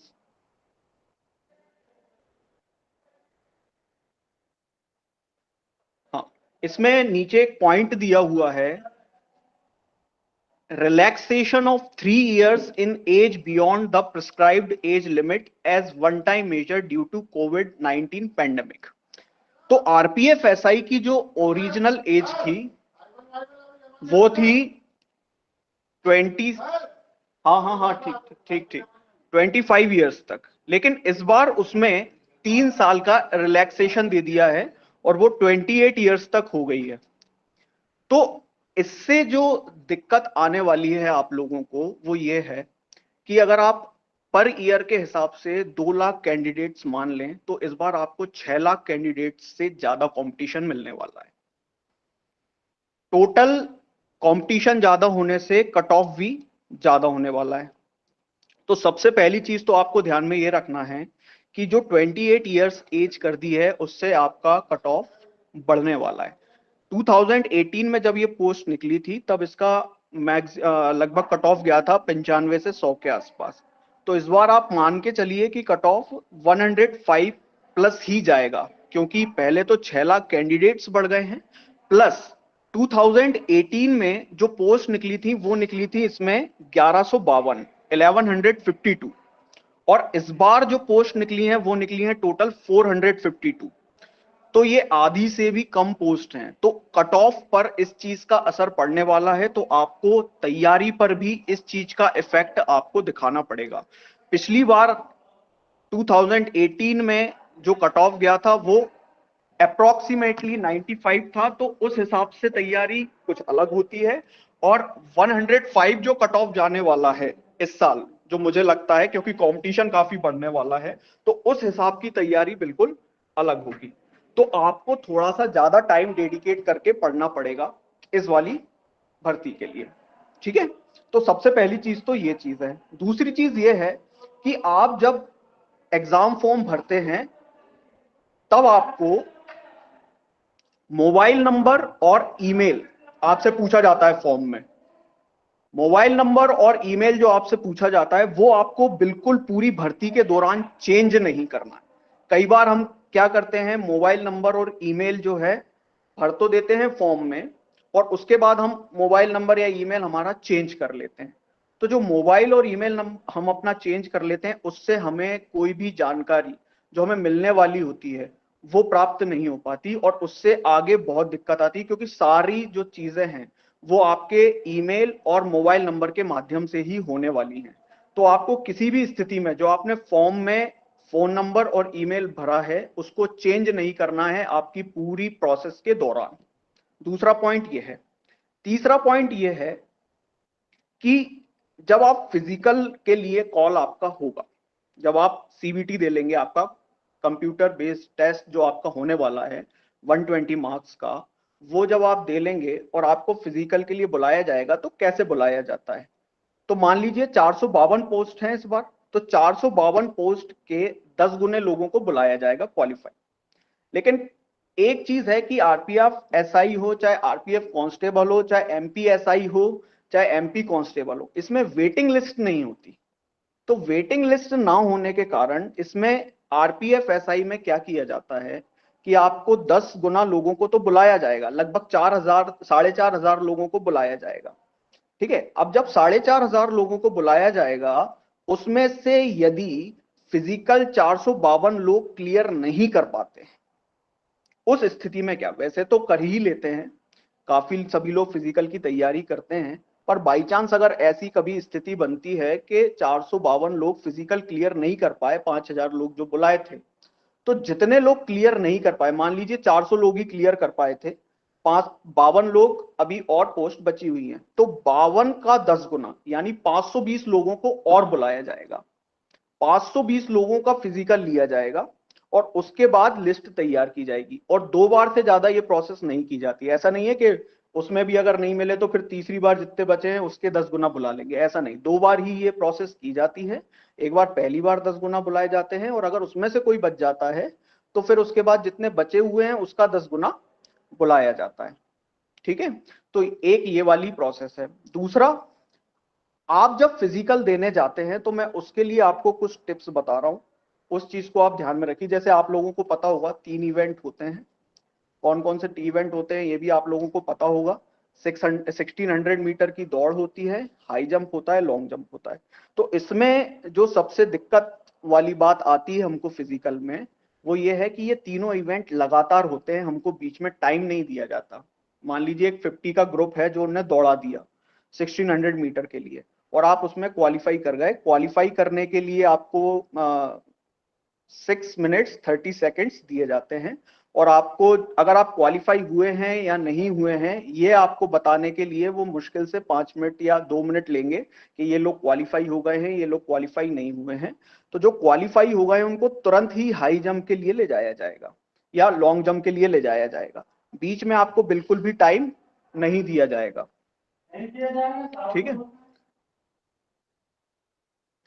तो जब टाइम नहीं दिया जाएगा तो आप जब 1600 मीटर रनिंग कर चुके होंगे, 1600 मीटर जब रनिंग कर चुके होंगे तो आपकी स्थिति ये नहीं होगी कि आप तुरंत जाकर लॉन्ग जंप या हाई जंप कर सके। तो इस स्थिति में आपको क्या करना है, ठीक है। इस ट्रिक का इस्तेमाल मैंने अपने फिजिकल में किया था तो मैं आपको बता देता हूं, ये काम आता है और ये बहुत कारगर है मेरे हिसाब से और किसी को पता भी नहीं चलता। जैसे ही आप 1600 मीटर की आपकी दौड़ रनिंग पूरी करेंगे तो आप ऐसा बोलिए कि आपकी तबीयत खराब हो गई या थोड़ा सा उल्टी जैसा कर दीजिए, इस टाइप का कर दीजिए। आपको वो एम्बुलेंस में 10 मिनट के लिए लेटा देंगे। 10 मिनट का टाइम आपको मिल जाएगा। तो 10 मिनट का जब आपको टाइम मिल जाएगा तो आप प्रिपेयर हो जाएंगे लॉन्ग जंप के लिए। नहीं तो सबसे ज्यादा जो देखने में आता है वो ये है कि जब आप 1600 मीटर जब आप आपकी रनिंग कंप्लीट करते हैं और उसके बाद तुरंत लॉन्ग जंप के लिए जाते हैं तो 99% चांस होता है कि आप फाउल कर जाएं। तो जब आप फाउल कर देंगे तो आपकी पूरी मेहनत बर्बाद हो जाएगी। तो मैं ऐसा समझता हूं कि आपको अगर 5 या 10 मिनट का थोड़ा सा ब्रेक मिल जाए तो आपका फाउल नहीं होगा। तो उसमें आप ये चीज उपयोग कर सकते हैं। इस चीज में आपको वहां पर कोई दिक्कत नहीं आएगी। रनिंग के बाद आप थोड़ा सा बीमार अपने आप को दिखा सकते हैं जिससे आपको 5 या 10 मिनट का ब्रेक मिल जाएगा। लॉन्ग जंप के बाद हाई जंप करने में कोई दिक्कत नहीं आएगी आपको, तो आप इस चीज को अपना सकते हैं।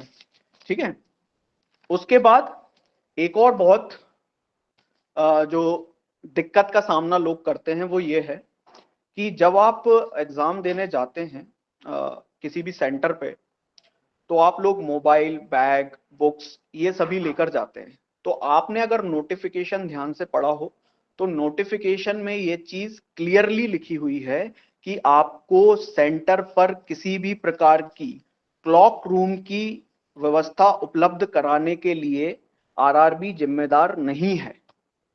कॉलेज वाले या जो भी स्कूल में आपका एग्जाम हो रहा है वो अगर अपने स्तर पर किसी प्रकार की इस टाइप की व्यवस्था करते हैं तो ठीक है, और नहीं करते हैं तो इसके लिए आरआरबी किसी भी प्रकार से जिम्मेदार नहीं है। तो इस चीज का आपको ध्यान रखना है एग्जाम देने जाते टाइम कि आप मोबाइल, बुक्स या ये सब अगर कुछ लेकर जा रहे हैं तो आप उनको रखने की व्यवस्था आप अपने से पहले से ही रखें या फिर ना ही ले जाएं तो ज्यादा अच्छा है। तो एक ये चीज होती है। उसके बाद जब आपका पूर्णतः सिलेक्शन हो जाता है तो फिर जब ट्रेनिंग चलती है उस टाइम पर, जैसे कि इसकी जो सैलरी है स्टार्टिंग वो है आपकी 35,400 इनिशियल है, पर वो ट्रेनिंग के दौरान आपको नहीं दी जाती है, ट्रेनिंग के दौरान आपको सिर्फ स्टाइपेंड दिया जाता है।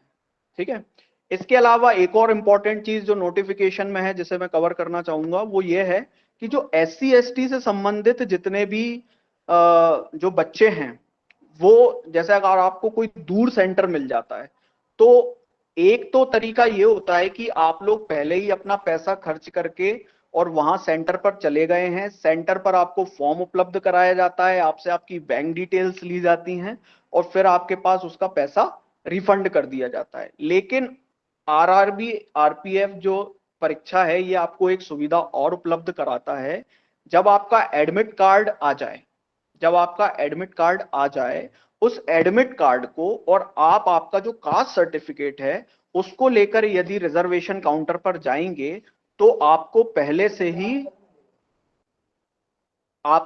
से ही टिकट जो है वो बिना पैसे के काउंटर से उपलब्ध करा दिया जाएगा। इसमें आपको किसी प्रकार से वेट करने की जरूरत नहीं पड़ेगी। आप आपका कास्ट सर्टिफिकेट और एडमिट कार्ड अगर आप लेकर वहां पर जाकर फॉर्म भरेंगे तो आपको बिना किसी भी शुल्क के आपको जो भी आपका सेंटर है वहां तक का रिजर्वेशन स्लीपर का टिकट उपलब्ध करा दिया जाएगा।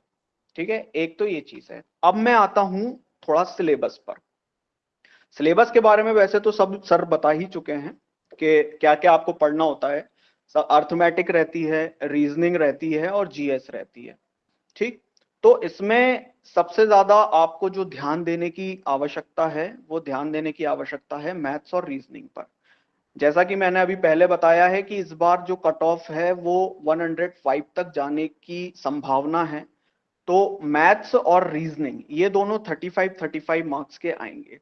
सर जैसा कि आप लोग स्लाइड में अगर देख पा रहे हैं तो मैंने एक छोटा सा डिवीजन किया है जनरल अवेयरनेस का। देखिए मैथ्स और रीजनिंग तो आपको पूर्णतः तैयार करनी ही है, उसके बारे में हम अभी बात करते हैं, पर सबसे ज्यादा जो दिक्कत है वो बाकी के 50 नंबर में है कि जनरल अवेयरनेस को हम कैसे तैयार करें। तो जनरल अवेयरनेस में साइंस, इकोनॉमिक्स या पॉलिटी ये दोनों का थोड़ा ऊपर नीचे चलता रहता है, कभी इकोनॉमिक्स ज्यादा पूछ लेते हैं, कभी पॉलिटी ज्यादा पूछ लेते हैं। तो इकोनॉमिक्स और पॉलिटी को थोड़ा सा साथ में लेकर चलना है, उसके बारे में भी बात करेंगे। उसके बाद करंट अफेयर्स और बाकी जितना भी बचा है वो सभी कुछ।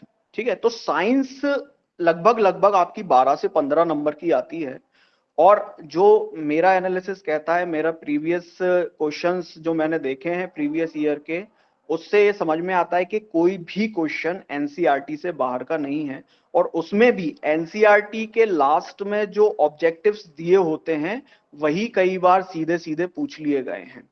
तो 6th से 10th तक की यदि आप NCERT पढ़ते हैं साइंस के लिए तो मुझे लगता है मोर देन इनफ है और वो ज्यादा भी नहीं है। ठीक है, 6 से 10 तक की अगर आप NCERT पढ़ लेते हैं तो आपकी साइंस पूरी तरीके से कवर हो जाएगी। इसके अलावा आपको कुछ भी पढ़ने की जरूरत नहीं है, पूरा सिलेबस इसी में से आने वाला है, इससे बाहर एक भी क्वेश्चन नहीं जाएगा। ठीक है, इकोनॉमिक्स के लिए NCERT है 11th की 2 NCERT आती हैं, एक मैक्रो इकोनॉमिक्स की आती है और एक माइक्रो इकोनॉमिक्स की आती है। तो मैक्रो इकोनॉमिक्स वाली जो NCERT इकोनॉमिक्स की सिर्फ 11th की वही NCERT अगर आप पढ़ लेते हैं तो आपकी इकोनॉमिक्स कवर हो जाएगी, जो RRB RPF SI के लिए इंपॉर्टेंट है। सिर्फ उतना पढ़ लेते तो काफी है। करंट अफेयर्स के लिए मैं आपको कोई बुक सजेस्ट नहीं करूंगा क्योंकि कुछ बुक्स कुछ कवर करती हैं, कुछ बुक्स कुछ चीजें कवर करती हैं, तो कहीं ना कहीं कुछ ना कुछ छूट जाता है। इस चीज के लिए मैं आपको YouTube चैनल्स का सजेशन दूंगा कि आप YouTube चैनल्स जो हैं, जो विभिन्न YouTube चैनल्स जो करंट अफेयर्स के लिए वीडियोस बनाते रहते हैं, तो उसमें जो भी एक कोई स्टैंडर्ड आप ले लें, कोई भी एक ना लें, कोई भी विभिन्न 10-12 आप ले लें, उनमें से थोड़ा थोड़ा आप देख रहे हैं, क्योंकि लगभग कुछ लोग आपको एक सिमिलर चीज ही बताएंगे, लेकिन आप जब अलग अलग चीजों के माध्यम से पढ़ेंगे तो आपको नई नई चीजें मिलती चली जाएंगी। लेकिन ये नहीं है कि आप करंट अफेयर्स बिल्कुल लास्ट में जाकर पढ़ें, थोड़ा थोड़ा उनको पढ़ते रहेंगे। अभी आप देखेंगे तो 6 से 7 मिनट के वीडियोस कई चैनल्स बना के डालते रहते हैं, तो 6-7 मिनट अगर आप 2-3 चैनल्स को देते हैं तो मुझे नहीं लगता कि आपका दिन में कोई और नुकसान होगा, तो वो 6-7 मिनट आपके लिए काफी रहेंगे। ठीक है, बाकी चीजों के लिए लूसेंट ठीक है, लूसेंट से लगभग 60% कवर हो जाता है, तो उस पे भी आप रिलाय कर सकते हैं। सर नेक्स्ट स्लाइड करिए प्लीज।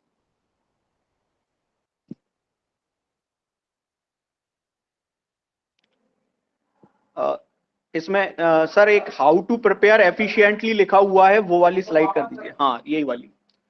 तो इस वाली स्लाइड में हम देखिए मैंने ये बताया हुआ है कि अर्थमेटिक, जनरल इंटेलिजेंस, अरे हेमंत भैया चुप चुप, इसमें एफिशिएंटली आप कैसे प्रिपेयर करें ये मैंने स्लाइड में बताया हुआ है।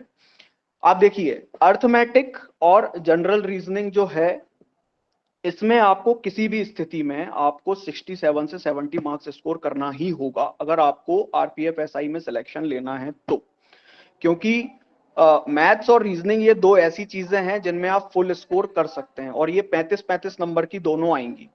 तो जब ये दोनों 35-35 नंबर की आने वाली हैं तो मैथ्स में और रीजनिंग में आप बहुत अच्छे से फुल मार्क्स लेकर आ सकते हैं, इसमें कहीं से भी नंबर कटने की कोई गुंजाइश नहीं होती। ठीक है, जनरल अवेयरनेस में आप थोड़ा 35 to 40 मार्क्स तक जा सकते हैं, क्योंकि जनरल अवेयरनेस में एक तो सभी सब्जेक्ट्स कवर होते हैं और कई करंट अफेयर्स ऐसे होते हैं जिनके सामने से हम जा नहीं पाते। तो ये चीज जो है थोड़ी सी हमको 35 to 40 मार्क्स तक भी अगर हम कवर करते हैं इसको तो चल जाएगा, अगर आपकी मैथ्स और रीजनिंग बहुत स्ट्रांग है तो। नहीं तो आपको वही समय आपको जीएस को देना पड़ेगा। तो मुझे लगता है अर्थमेटिक और रीजनिंग का जो सिलेबस है वो एक पर्टिकुलर है जिसको आप कवर कर सकते हैं, पर जीएस का जो सिलेबस है वो बहुत वास्ट है, उसको कवर करने में आपको बहुत टाइम लगेगा। तो अगर आप मैथ्स और रीजनिंग पे ध्यान देंगे तो ज्यादा अच्छा है। ठीक है, अब इसमें इंपॉर्टेंट क्या है जीएस के लिए? जीएस के लिए सबसे इंपॉर्टेंट है आप लूसेंट, अगर आप अदर सब्जेक्ट्स के लिए देख रहे हैं तो इसके बारे में मैं अभी आपसे डिटेल में थोड़ी बात करता हूं।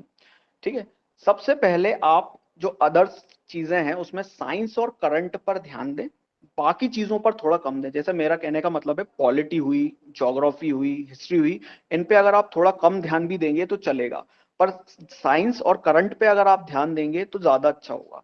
ठीक है, क्योंकि आप ध्यान दें कि इतने सारे सब्जेक्ट्स जो हैं, इतने सारे सब्जेक्ट्स में से टोटल आपका 20 मार्क्स का आने वाला, 50 मार्क्स का आने वाला है। 50 मार्क्स में से लगभग 30 मार्क्स आपके साइंस और करंट अफेयर्स कवर करने वाले हैं। ठीक है, तो 50 मार्क्स में से जब 30 मार्क्स सिर्फ साइंस और करंट ही कवर करने वाले हैं तो आप साइंस और करंट पर ही ज्यादा ध्यान दीजिए, क्योंकि हमें बेसिकली 50 में से 35 to 40 मार्क्स ही कवर करने हैं। अगर हम इतने मार्क्स कवर कर लेते हैं तो हम बहुत आसानी से हमारे कट ऑफ के पास पहुंच जाएंगे और हमें ज्यादा मेहनत भी नहीं करना पड़ेगी। इसको स्मार्ट स्टडी बोलते हैं। तो आप गधे की तरह पूरा मत पढ़िए कि हम हिस्ट्री भी पढ़ रहे हैं, हम ज्योग्राफी भी पढ़ रहे हैं, इकोनॉमिक्स भी पढ़ रहे हैं, सभी मत पढ़िए। आप उतना पढ़िए जितना काम का है। तो सबसे ज्यादा काम की चीज है वो यहां पर है मैथ्स और रीजनिंग। इनको तो आपको छोड़ना ही नहीं है, क्योंकि अगर इनको आपने छोड़ दिया तो आप सिलेक्शन से बहुत पीछे आ गए। मैथ्स और रीजनिंग में मिलाकर आपको टोटल 67 से 70 मार्क्स कवर करना ही है। उसके अलावा जनरल अवेयरनेस में जो बहुत सारे सब्जेक्ट्स हैं उनमें से साइंस और करंट पर ज्यादा ध्यान दीजिए। ठीक है, साइंस और करंट पे जब आप ज्यादा ध्यान देंगे तो बाकी सब्जेक्ट में अगर आप ऊपर ऊपर से थोड़ा सा देख लेंगे तो भी आई गेस कवर हो जाएगा। ठीक है, उसके बारे में बात करेंगे कि क्या क्या देखना है। ठीक है, उसके अलावा आप जब आप इस चीज को प्रिपेयर कर लेंगे तो फिर उसके बाद जो आप मॉक टेस्ट देते हैं, जनरली क्या करते हैं बच्चे, एक कोई भी कोचिंग की मॉक टेस्ट ले लेते हैं, मतलब ऑनलाइन टेस्ट सीरीज ले लेते हैं और फिर उसको करते रहते हैं। मतलब मान लीजिए 40 टेस्ट की सीरीज ले ली और वही 40 टेस्ट कर रहे हैं। तो मेरा ऐसा मानना है कि जो 40 टेस्ट हैं आप एक कोचिंग के ले रहे हैं, उसमें से वो शुरू के 10 टेस्ट तो आपको वैरायटी देगा, फिर 11th टेस्ट जो आएगा उसमें वो पुराना ही पैटर्न उसका रिपीट करता जाएगा। तो मुझे ऐसा लगता है कि आप बड़ी टेस्ट सीरीज किसी एक कोचिंग की ना लेकर छोटी छोटी 10-10 टेस्टों वाली भी सीरीज ये बनाते हैं कोचिंग वाले, तो 10-10 टेस्टों की आप 5 कोचिंगों की टेस्ट सीरीज ले लें, क्योंकि हर कोचिंग अपना अलग अलग पैटर्न बनाकर ऑनलाइन आपको टेस्ट देगा। इससे फायदा क्या होगा? इससे फायदा ये होगा, आप चाहे ऑनलाइन ले लें चाहे ऑफलाइन ले लें। वैसे मैं आपको ऑनलाइन ज्यादा सजेस्ट करूंगा, इसलिए क्योंकि आपका एग्जाम जो है वो ऑनलाइन ही होने वाला है, ऑफलाइन नहीं होगा। क्योंकि ऑनलाइन में कई बार आपको क्लिक कैसे करना है, कहाँ से कौन सी चीज खोलना है, ये सारी चीजें भी पता चलती चली जाएंगी, इसलिए ऑनलाइन करेंगे तो ज्यादा अच्छा है। तो ऑनलाइन अगर आप 4-5 कोचिंगों की करेंगे तो उससे फायदा ये होगा कि 5-6 पैटर्न आपके सामने से होकर निकला करेंगे। तो जब 5-6 पैटर्न आपके सामने से होकर निकलेंगे और किसी कारण से एग्जाम देते टाइम सामने आपके कोई नया पैटर्न आ गया, तो आप शॉक नहीं होंगे, क्योंकि आप मान लीजिए किसी एक कोचिंग की लेकर ही करते चले जा रहे हैं और उसी पैटर्न की आपको आदत हो गई है और एकदम से कोई दूसरा पैटर्न आ जाता है तो एकदम से हमारा वहां पर एफिशिएंसी इफेक्ट होती है। तो इसके लिए आप छोटे छोटे जो टेस्ट सीरीज हैं 10-10 12-12 टेस्ट वाली, वो 4-5 कोचिंगों की ले लीजिए, तो आपको डिफरेंट डिफरेंट पैटर्न्स झेलने की आदत हो जाएगी। तो जब आपको डिफरेंट डिफरेंट पैटर्न्स झेलने की आदत हो जाएगी तो एक नया पैटर्न अगर आपके सामने एग्जाम देते टाइम आ जाएगा तो आपको उतनी तकलीफ नहीं आएगी, आप उसको बिना किसी प्रेशर के, बिना अपनी एफिशिएंसी को इफेक्ट किए हुए आराम से उसको सॉल्व कर सकते हैं। ठीक है, उसके बाद सर नेक्स्ट स्लाइड कर दीजिए। अब एक ये क्वेश्चन आता है कि सबसे पहले हम कहां से चालू करें। अगर हम हमारी तैयारी चालू कर रहे हैं आरपीएफ एसआई के लिए तो हम सबसे पहले क्या पढ़ें, फिर क्या पढ़ें, फिर क्या पढ़ें। तो आरपीएफ एसआई के जो एग्जाम का पैटर्न है उसके अनुसार अगर आप देखें तो मेरे हिसाब से मैथ्स रीजनिंग तो बिल्कुल अलग हटा दीजिए, मैथ्स रीजनिंग तो आपको पढ़ना ही पढ़ना है, रोज पढ़ना है, उसको लेकर आप किसी भी प्रकार का कॉम्प्रोमाइज नहीं कर सकते। पर अगर आप जीएस की बात करें तो उसमें अगर आप प्रायोरिटी देने की बात कर रहे हैं तो आप साइंस को प्रायोरिटी दे सकते हैं और करंट में भी स्पोर्ट्स को प्रायोरिटी दे सकते हैं, क्योंकि जो सबसे ज्यादा क्वेश्चंस पूछे जाते हैं वो साइंस और स्पोर्ट्स के पूछे जाते हैं। साइंस में भी अगर आप बात करें तो बायोलॉजी को आप प्रेफरेंस दे सकते हैं, सबसे ज्यादा बायोलॉजी के क्वेश्चंस पूछे जाते हैं, उसके बाद फिर स्पोर्ट्स से संबंधित क्वेश्चन पूछे जाते हैं। इकोनॉमिक्स और पॉलिटी दोनों मतलब ऊपर नीचे होती रहती हैं, कभी पॉलिटी से 5 पूछ लिए, कभी इकोनॉमिक्स से ज्यादा पूछ लिए। आजकल जो पैटर्न चल रहा है वो इकोनॉमिक्स और पॉलिटी दोनों का ही चल रहा है, कभी पॉलिटी से ज्यादा पूछ लेते हैं, कभी इकोनॉमिक्स से, ये दोनों बिल्कुल एक जैसे चल रहे हैं। उसके बाद आप ज्योग्राफी पे आइए, ज्योग्राफी से संबंधित क्वेश्चन होंगे, उसके बाद फिर आर्ट एंड कल्चर से और फिर हिस्ट्री से।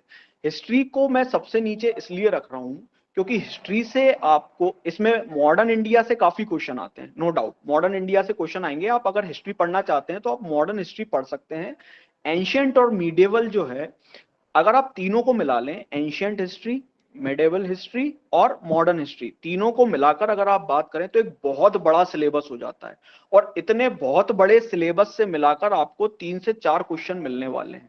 तो अगर आप एट लास्ट हिस्ट्री रखेंगे तो अगर आपसे बाई चांस छूट भी जाती है हिस्ट्री तो आपका ज्यादा समय खराब नहीं होगा और आपके सिर्फ 3-4 क्वेश्चन पे ही इफेक्ट पड़ेगा। ठीक है, इससे ज्यादा क्वेश्चन हिस्ट्री से नहीं आएंगे, इसलिए हिस्ट्री को मैं सबसे लास्ट में पढ़ने की सलाह दे रहा हूं।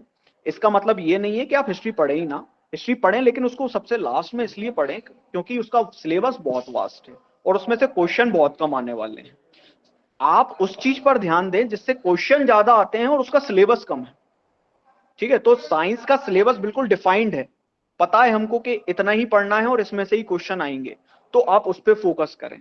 स्पोर्ट्स का आप करंट से पता चलता जाएगा कि जैसे अभी पैरालंपिक्स हुआ है, ओलंपिक्स हुआ है, तो इतना ही पढ़ेंगे तो आपके स्पोर्ट्स के 2-4 क्वेश्चन कवर हो जाएंगे।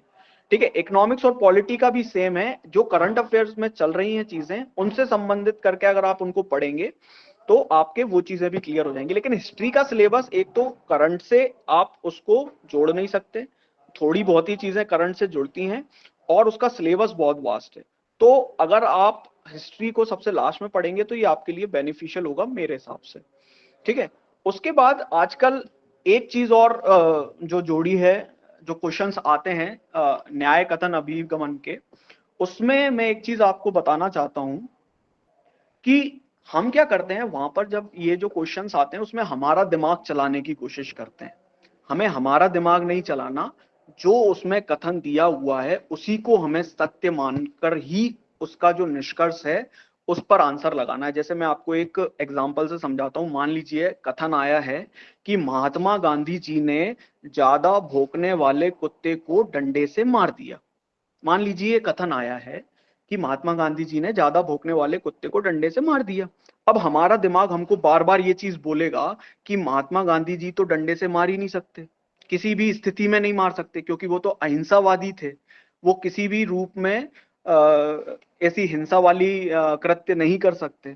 तो अगर ये कथन दिया है तो हमारा दिमाग हमको बार बार ये वाला आंसर लगाने के लिए बोलेगा कि यार ऐसा गांधी जी कैसे कर सकते हैं। और आपको नीचे जो ऑप्शंस दिए होंगे उसमें लिखा होगा गांधी जी अहिंसा के समर्थक हैं, गांधी जी हिंसा के समर्थक हैं, गांधी जी अहिंसा के समर्थक हैं पर वो कभी कभी हिंसा करते हैं, या गांधी जी हिंसा के समर्थक हैं पर कभी कभी अहिंसा करते हैं।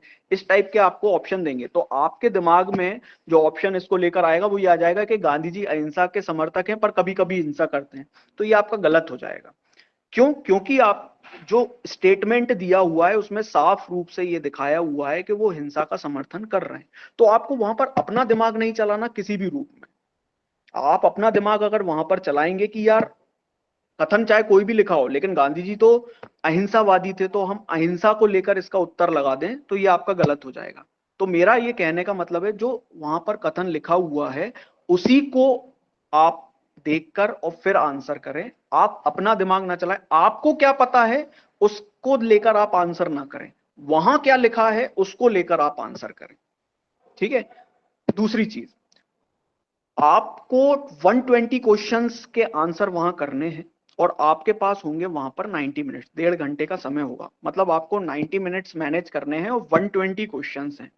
तो वहां पर क्वेश्चन किस प्रकार से आपको करना है जिससे आपका सही समय पर काम हो जाए।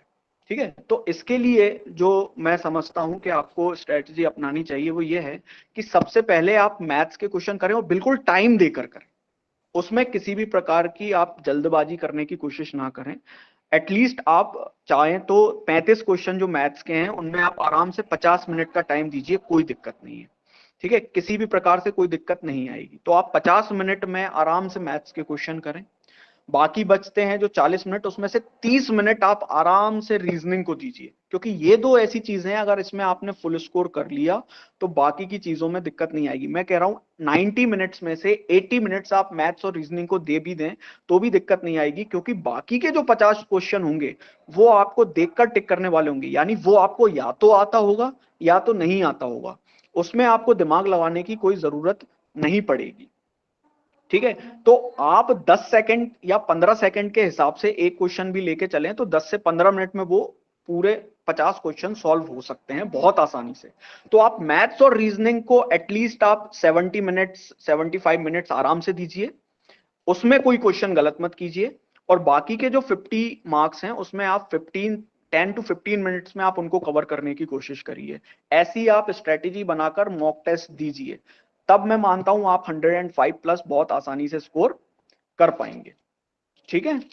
तो ये मेरी तरफ से जो मुझे चीजें बताने की लगी वो मैंने बता दी। अगर अब आपके कोई डाउट्स हों आरपीएफ एसआई को लेकर या एमपीएसआई को लेकर, क्योंकि एमपीएसआई के बारे में मैंने ज्यादा बात नहीं करी पर मैंने देखा कि काफी डाउट्स निकल रहे थे, तो अगर आपकी एमपीएसआई और आरपीएफ एसआई को लेकर कोई डाउट्स हो तो अब आप मेरे से पूछ सकते हैं। Now we are opening up this session for ये जो प्लेटफॉर्म इसको हम ओपन कर रहे हैं for discussion of question answers. तो आप किसी को भी जो भी प्रश्न है या तो आप चैट बॉक्स में ड्रॉप कर सकते हैं या आप उनको अपने आप को अनम्यूट करके आप प्रश्न पूछ सकते हैं। बट सर सबसे पहले एक बच्चे का क्वेश्चन आया है जी कि रेलवे साइंस कहाँ से करें एनसीईआरटी, पर एनसीईआरटी से किसी बच्चे ने कर लिया है बट उससे क्वेश्चन नहीं बन रहा। हाँ, उसका एक छोटा सा रीजन ये है सर कि उसके क्वेश्चन नहीं बने, क्योंकि क्या होता है हम जब किसी भी बुक को पढ़ते हैं तो हम बहुत जल्दी जल्दी उसको ऊपर से पढ़ लेते हैं और जो क्वेश्चंस निकल के आते हैं वो बहुत बीच में से एक छोटी सी लाइन से निकाल लेता है। तो मुझे ऐसा लगता है कि आप एनसीईआरटी अगर पूरी आपने ढंग से पढ़ी है तो क्वेश्चन बाहर जा ही नहीं सकता। या फिर एक एक कारण और भी हो सकता है कि आपने अभी जो नया सिलेबस चेंज हुआ है वो वाली एनसीईआरटी खरीदी हो जिसमें से काफी चैप्टर्स हटा दिए हैं।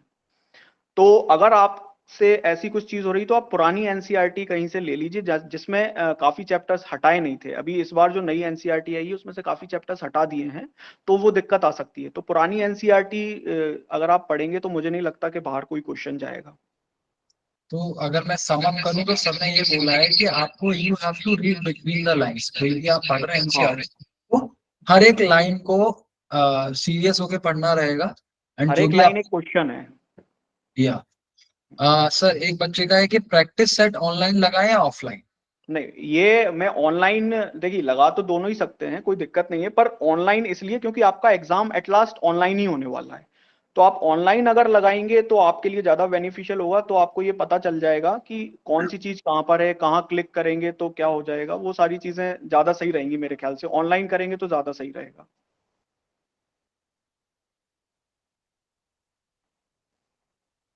सर एक बच्चा पूछ रहा है कि 10th क्लास के एनसीईआरटी से क्या हम एमपीएसआई की तैयारी कर सकते हैं? सब इंस्पेक्टर के लिए तो 6 से लेकर 10th की एनसीईआरटी के अलावा और कुछ पढ़ने की जरूरत ही नहीं है। उसमें भी बायोलॉजी वाला जो सेक्शन है, ठीक है। अच्छा, मैं एक चीज और बता देता हूं एमपीएसआई के लिए। एमपीएसआई में एनसीईआरटी में 6 से 10th तक आप पढ़िए, कोई दिक्कत नहीं है, पर उसमें जो फोटोज बने हुए हैं उन फोटोज पे आप विशेष ध्यान दीजिए, वो फोटोज ही क्वेश्चन बन के आएंगे, ये मेरा एनालिसिस कहता है। जो फोटोज बने, जैसे मान लीजिए किसी एक पौधे का उसमें फोटो बना, डिस्क्रिप्शन बहुत सारों के लिखे हैं, पर किसी एक पर्टिकुलर प्लांट का फोटो बना हुआ है, तो वो जो जिस प्लांट का फोटो बना हुआ है उस फोटो से क्वेश्चन आने के ज्यादा चांसेस हैं। सर एक बच्चे का प्रश्न है कि जैसे मान के चलो आरपीएफ का एग्जाम जनवरी में कंडक्ट होगा 2025 में, तो हम्म। कितने महीने पहले की उसको करंट अफेयर्स पढ़ना है? करंट अफेयर्स मैं मानता हूं कि जो नोटिफिकेशन जारी हुआ है उससे 3 से 4 महीने पहले की, नोटिफिकेशन जारी होने के 3 से 4 महीने पहले से लेकर, और ऑनलाइन एग्जाम है तो आपको उस दिन का भी करंट अफेयर्स पता होना चाहिए। मतलब सुबह भी आप अखबार पढ़ के जाइए, क्योंकि मैं एक एक्सपीरियंस बताता हूं। अभी एक एग्जाम लिया था एमपीपीएससी ने, प्रिंसिपल ग्रेड 1 का, तो उसमें मैं एग्जाम देने गया था 9 सितंबर को था शायद में एग्जाम, और उसमें तो प्रिंट होके आया था पेपर, ऑनलाइन नहीं था, प्रिंट होके आया था, पर उसमें 7 सितंबर का करंट अफेयर्स पूछा था। तो यानी जो प्रिंट होके पेपर आ रहे हैं वो भी 1 या 2 दिन पहले ही प्रिंट हो रहे हैं, तो उसमें अगर 7 सितंबर का करंट अफेयर है तो ऑनलाइन एग्जाम में मैं प्रेजेंट डे के करंट अफेयर की भी एक्सपेक्टेशन कर सकता हूं एग्जाम में। तो नोटिफिकेशन जारी होने के 3 महीने पहले से लेकर प्रेजेंट डे तक का करंट अफेयर्स मुझे लगता है पढ़ना चाहिए। सर एक बच्चे का प्रश्न है कि एमपीएसआई के लिए जो इंग्लिश सब्जेक्ट है उसकी तैयारी कहाँ से करे, कैसे करे, अगर उसको बिल्कुल भी इंटरेस्ट नहीं है इंग्लिश में? हाँ, एमपीएसआई के लिए एक बहुत जो इंग्लिश की चीज आती है, इंग्लिश में मैं बता देता हूँ कि बहुत ही छोटा सा सिलेबस है और मार्क्स बहुत ज्यादा हैं उसके, 30 मार्क्स का इंग्लिश का पोर्शन है, और उसका सिलेबस बहुत ही छोटा है। पर 2017 में उन्होंने एक बहुत ही विचित्र घटना करी थी, उसमें उन्होंने एडजेक्टिव्स भी डाल दिए थे जबकि उसको सिलेबस में नहीं रखा गया था। तो मैं उस वाली घटना को ध्यान में रखकर ये नहीं कह सकता कि एमपीएसआई की किसी बुक से तैयारी करी, क्योंकि बुक में आपको एडजेक्टिव्स नहीं दिए होंगे क्योंकि वो सिलेबस में नहीं है। तो थोड़ा बहुत आप जो एसएससी से संबंधित अगर कोई तैयारी कर रहा हो तो एसएससी की कोई बुक ले लीजिए, उससे आप इंग्लिश की तैयारी करेंगे तो ज्यादा अच्छा है। क्योंकि अगर इस टाइप की घटना होती है, जैसे मैं अपना बताता हूं, तो मैं इंग्लिश मीडियम से हूं, उसके बाद भी मेरे 30 में से सिर्फ 16 नंबर आ पाए थे। तो जो इंग्लिश मीडियम के हैं मैं उनको एक बहुत ही ज्यादा इंपॉर्टेंट बात बोलना चाहूंगा कि इंग्लिश मीडियम के होके आप किसी भी प्रकार के ओवर कॉन्फिडेंस में ना रहें कि हम इंग्लिश मीडियम के हैं तो हमारे 30 में से 25 प्लस तो आ ही जाएंगे। तो ऐसा कोई वो नहीं है। मैं इंग्लिश मीडियम से हूं, मेरे 30 में से 16 मार्क्स थे और हिंदी में मेरे 70 में से 69 मार्क्स थे। तो कुछ भी हो सकता है उस पेपर में। तो आपको मतलब ये नहीं सोचना है, ओवर कॉन्फिडेंस में नहीं आना है कि भैया इंग्लिश मीडियम से तो हम 25 प्लस स्कोर कर लेंगे। वो किसी भी प्रकार का आपको एकदम से कोई भी चीज फेंक सकता है, सिलेबस के बाहर की भी। क्योंकि सब एमपीएसआई के एग्जाम की जो सबसे कठिन चीज है वो यही है कि उसका सिलेबस डिफाइंड नहीं है। बाकी सब एग्जाम्स का सिलेबस डिफाइंड है, एमपीएसआई का सिलेबस डिफाइंड नहीं है, तो वो कहीं से भी कुछ भी दे सकता है। तो मैं कोई एक पर्टिकुलर बुक नहीं बोलूंगा आपको, हाँ, पर आप चाहें तो स्पीडी से थोड़ा पढ़ सकते हैं। पर हाँ, उसके अलावा उसमें जो दिया है उसके अलावा भी आप यूट्यूब चैनल से या कहीं से आपको कोई दूसरे टॉपिक्स मिल रहे हैं तो आप उनको पढ़िए, क्योंकि एग्जाम में कुछ भी आ सकता है। तो एक कोई पर्टिकुलर बुक तो मैं नहीं सजेस्ट कर पाऊंगा इंग्लिश के लिए भी और हिंदी के लिए भी। अच्छा हाँ, हिंदी के लिए एक बात चली थी, मैं उसमें एक चीज आपको ऐड कर देता हूं सभी लोगों के लिए, एमपीएसआई के लिए। पृथ्वी नारायण पांडे बुक की बात चली थी, तो पृथ्वी नारायण पांडे नो डाउट बहुत अच्छी बुक है ऑब्जेक्टिव के लिए, पर उसमें मैं आपको एक चीज क्लियर कर देता हूं, उसमें गलतियां बहुत हैं। पृथ्वी नारायण पांडे में ऑब्जेक्टिव में गलतियां बहुत हैं। तो आप क्वेश्चंस जरूर उससे सॉल्व करें, पर आंसर के लिए पृथ्वी नारायण पांडे पर रिलाय प्लीज ना करें, क्योंकि अगर आप उसके आंसर्स देखेंगे और उसी को आप लगाएंगे तो वो प्रोबेबिलिटी है कि गलत हो जाए। तो क्वेश्चंस बहुत अच्छे हैं उस बुक के, पर उसके आंसर पर रिलाय ना करें प्लीज। Thank you sir. एक बच्चे का क्वेश्चन है कि आरपीएफ एसआई के एग्जाम में कंप्यूटर के भी क्वेश्चन आते हैं या नहीं? ना, आरपीएफ एसआई में नहीं आते, आते हैं, मतलब एक दो अगर आ गए तो ठीक है, मतलब ऐसा कोई डिसाइडेड नहीं है आरपीएफ एसआई में। पर हाँ, एनटीपीसी में उसके लिए अलग से क्राइटेरिया है। आरपीएफ एसआई और कांस्टेबल में कंप्यूटर के एक आध दो क्वेश्चन आ भी सकते हैं और वैसे तो नहीं आते हैं, पर एनटीपीसी में उसके जरूर आएंगे।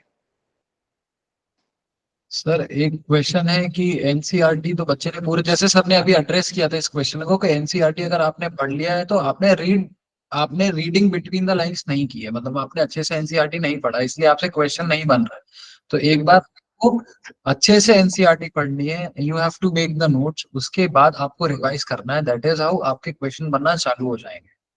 और एक छोटी सी बात और मैं बोल देता हूँ, एनसीईआरटी जिन लोगों को पढ़नी है उसमें आप चाहें तो ऐसा भी कर सकते हैं, पहले आप एक रीडिंग लगा लीजिए, उसके लास्ट में जो क्वेश्चंस दिए होते हैं उन क्वेश्चंस के बेस पर एक बार आप और रीडिंग लगाएंगे। जैसे क्वेश्चन दिया हो, कोई भी क्वेश्चन दिया हो, वो ऑलरेडी उन लोगों ने बिटवीन द लाइंस से क्वेश्चन उठाकर दिए हैं, हम जनरली पढ़ लेते हैं और फिर लास्ट में जब क्वेश्चन देखेंगे तो अगर हमारी कोई चीज छूट गई होगी तो वो भी उससे कवर हो जाएगी।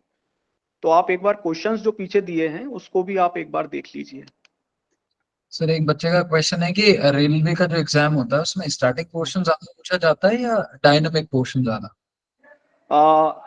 देखिए, इसमें तो ज्यादा कमेंट मैं इसलिए नहीं कर पाऊंगा क्योंकि आजकल के जो एग्जाम पैटर्न है वो डायनेमिक हो चुके हैं, चाहे वो किसी स्टेट लेवल का एग्जाम हो चाहे वो सेंट्रल लेवल का एग्जाम हो, डायनेमिक क्वेश्चंस ही होते हैं। और वो डायनेमिक कैसे होते हैं, आप करंट पर बेस्ड क्वेश्चन सारे हो गए हैं, आप करंट के अगर मतलब टच में हैं तो आप रिलेट कर पाएंगे कि हाँ, पॉलिटी से ये क्वेश्चन आने वाला है, इकोनॉमिक्स से ये क्वेश्चन आने वाला है। पर अगर आप प्योरली स्टेटिक होकर सिर्फ ये पढ़ें कि पहले राष्ट्रपति कौन थे, इस टाइप के क्वेश्चन आना बंद हो गए हैं। बहुत ही रेयर एक आध दो क्वेश्चन अगर आ गए तो आ गए, नहीं तो करंट से रिलेट करके ही क्वेश्चन आएंगे।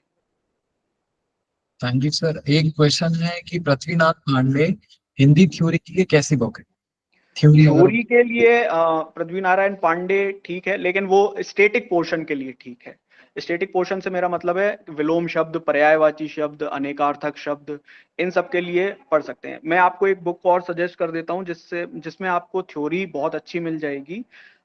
एक राजस्थान पटवारी के लिए हिंदी की एक बुक आती है अलग से, राजस्थान पटवारी के लिए आती है, वो वाली बुक आप, मैं उसको, मुझे उसका पब्लिकेशन याद नहीं आ रहा है, मैं लर्निंग दिशा नोडल सेंटर से उसको देखकर एक बार शेयर कर दूंगा, तो वो आप सभी लोगों को शेयर कर देंगे उस बुक का पब्लिकेशन। वो पब्लिकेशन याद नहीं है, लेकिन वो राजस्थान पटवारी की हिंदी की बुक है, वो बहुत ही अच्छी थ्योरी है उसमें और बहुत ही सरल भाषा में है जो सभी को समझ में आ जाएगी।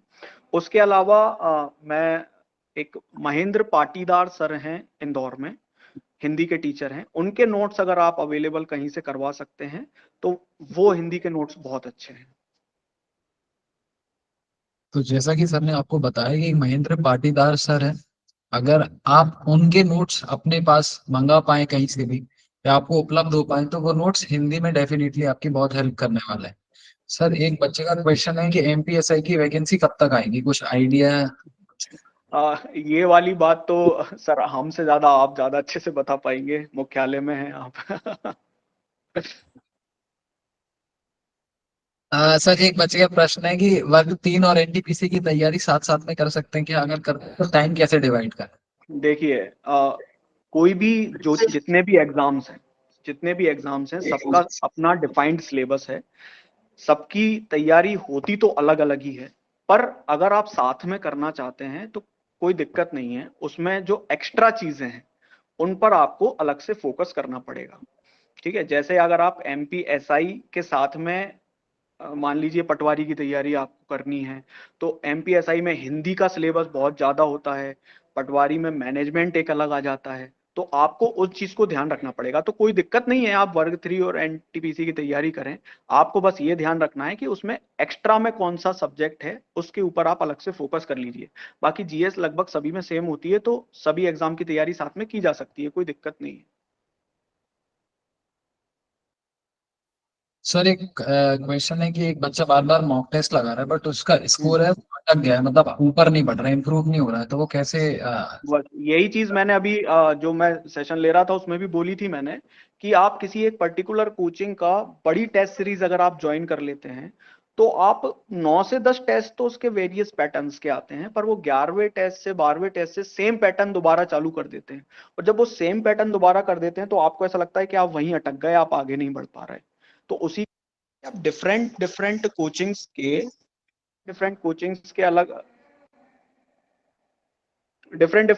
के आप छोटे छोटे वाले जो टेस्ट हैं वो आप ले लेंगे, तो आपको पैटर्न एनालाइज करने में ज्यादा दिक्कत नहीं आएगी और आपको आपकी प्रोग्रेस भी दिखेगी, क्योंकि आप डिफरेंट पैटर्न्स को अपना पाएंगे।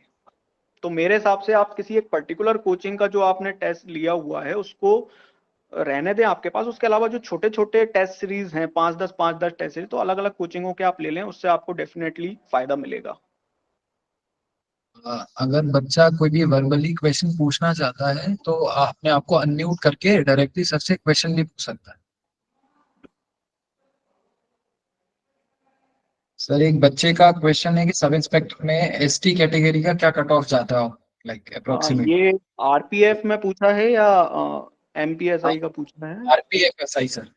आरपीएफ में देखिए, जितना भी आरपीएफ में ये है सेंट्रल में कि जितना भी कट ऑफ जाएगा उससे आप एटलीस्ट 5 मार्क्स कम समझिए। जितना भी कट ऑफ, जैसे अगर 105 में बोल रहा हूं तो आप 98 से 100 के बीच समझिए।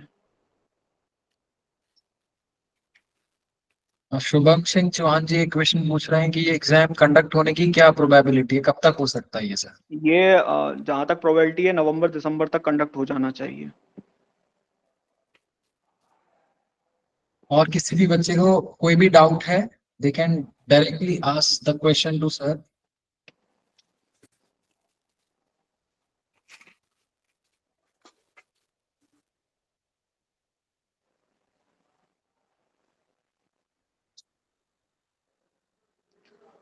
स्टैटिक का पोर्शन कम ही रहेगा, ज्यादा नहीं रहेगा। स्टैटिक का पोर्शन आजकल सभी एग्जाम में कम कर दिया गया है।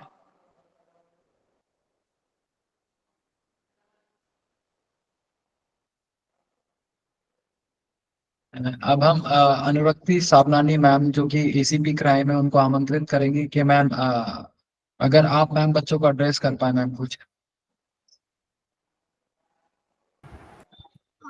किसी का अगर डाउट है तो वो पूछ सकते हैं।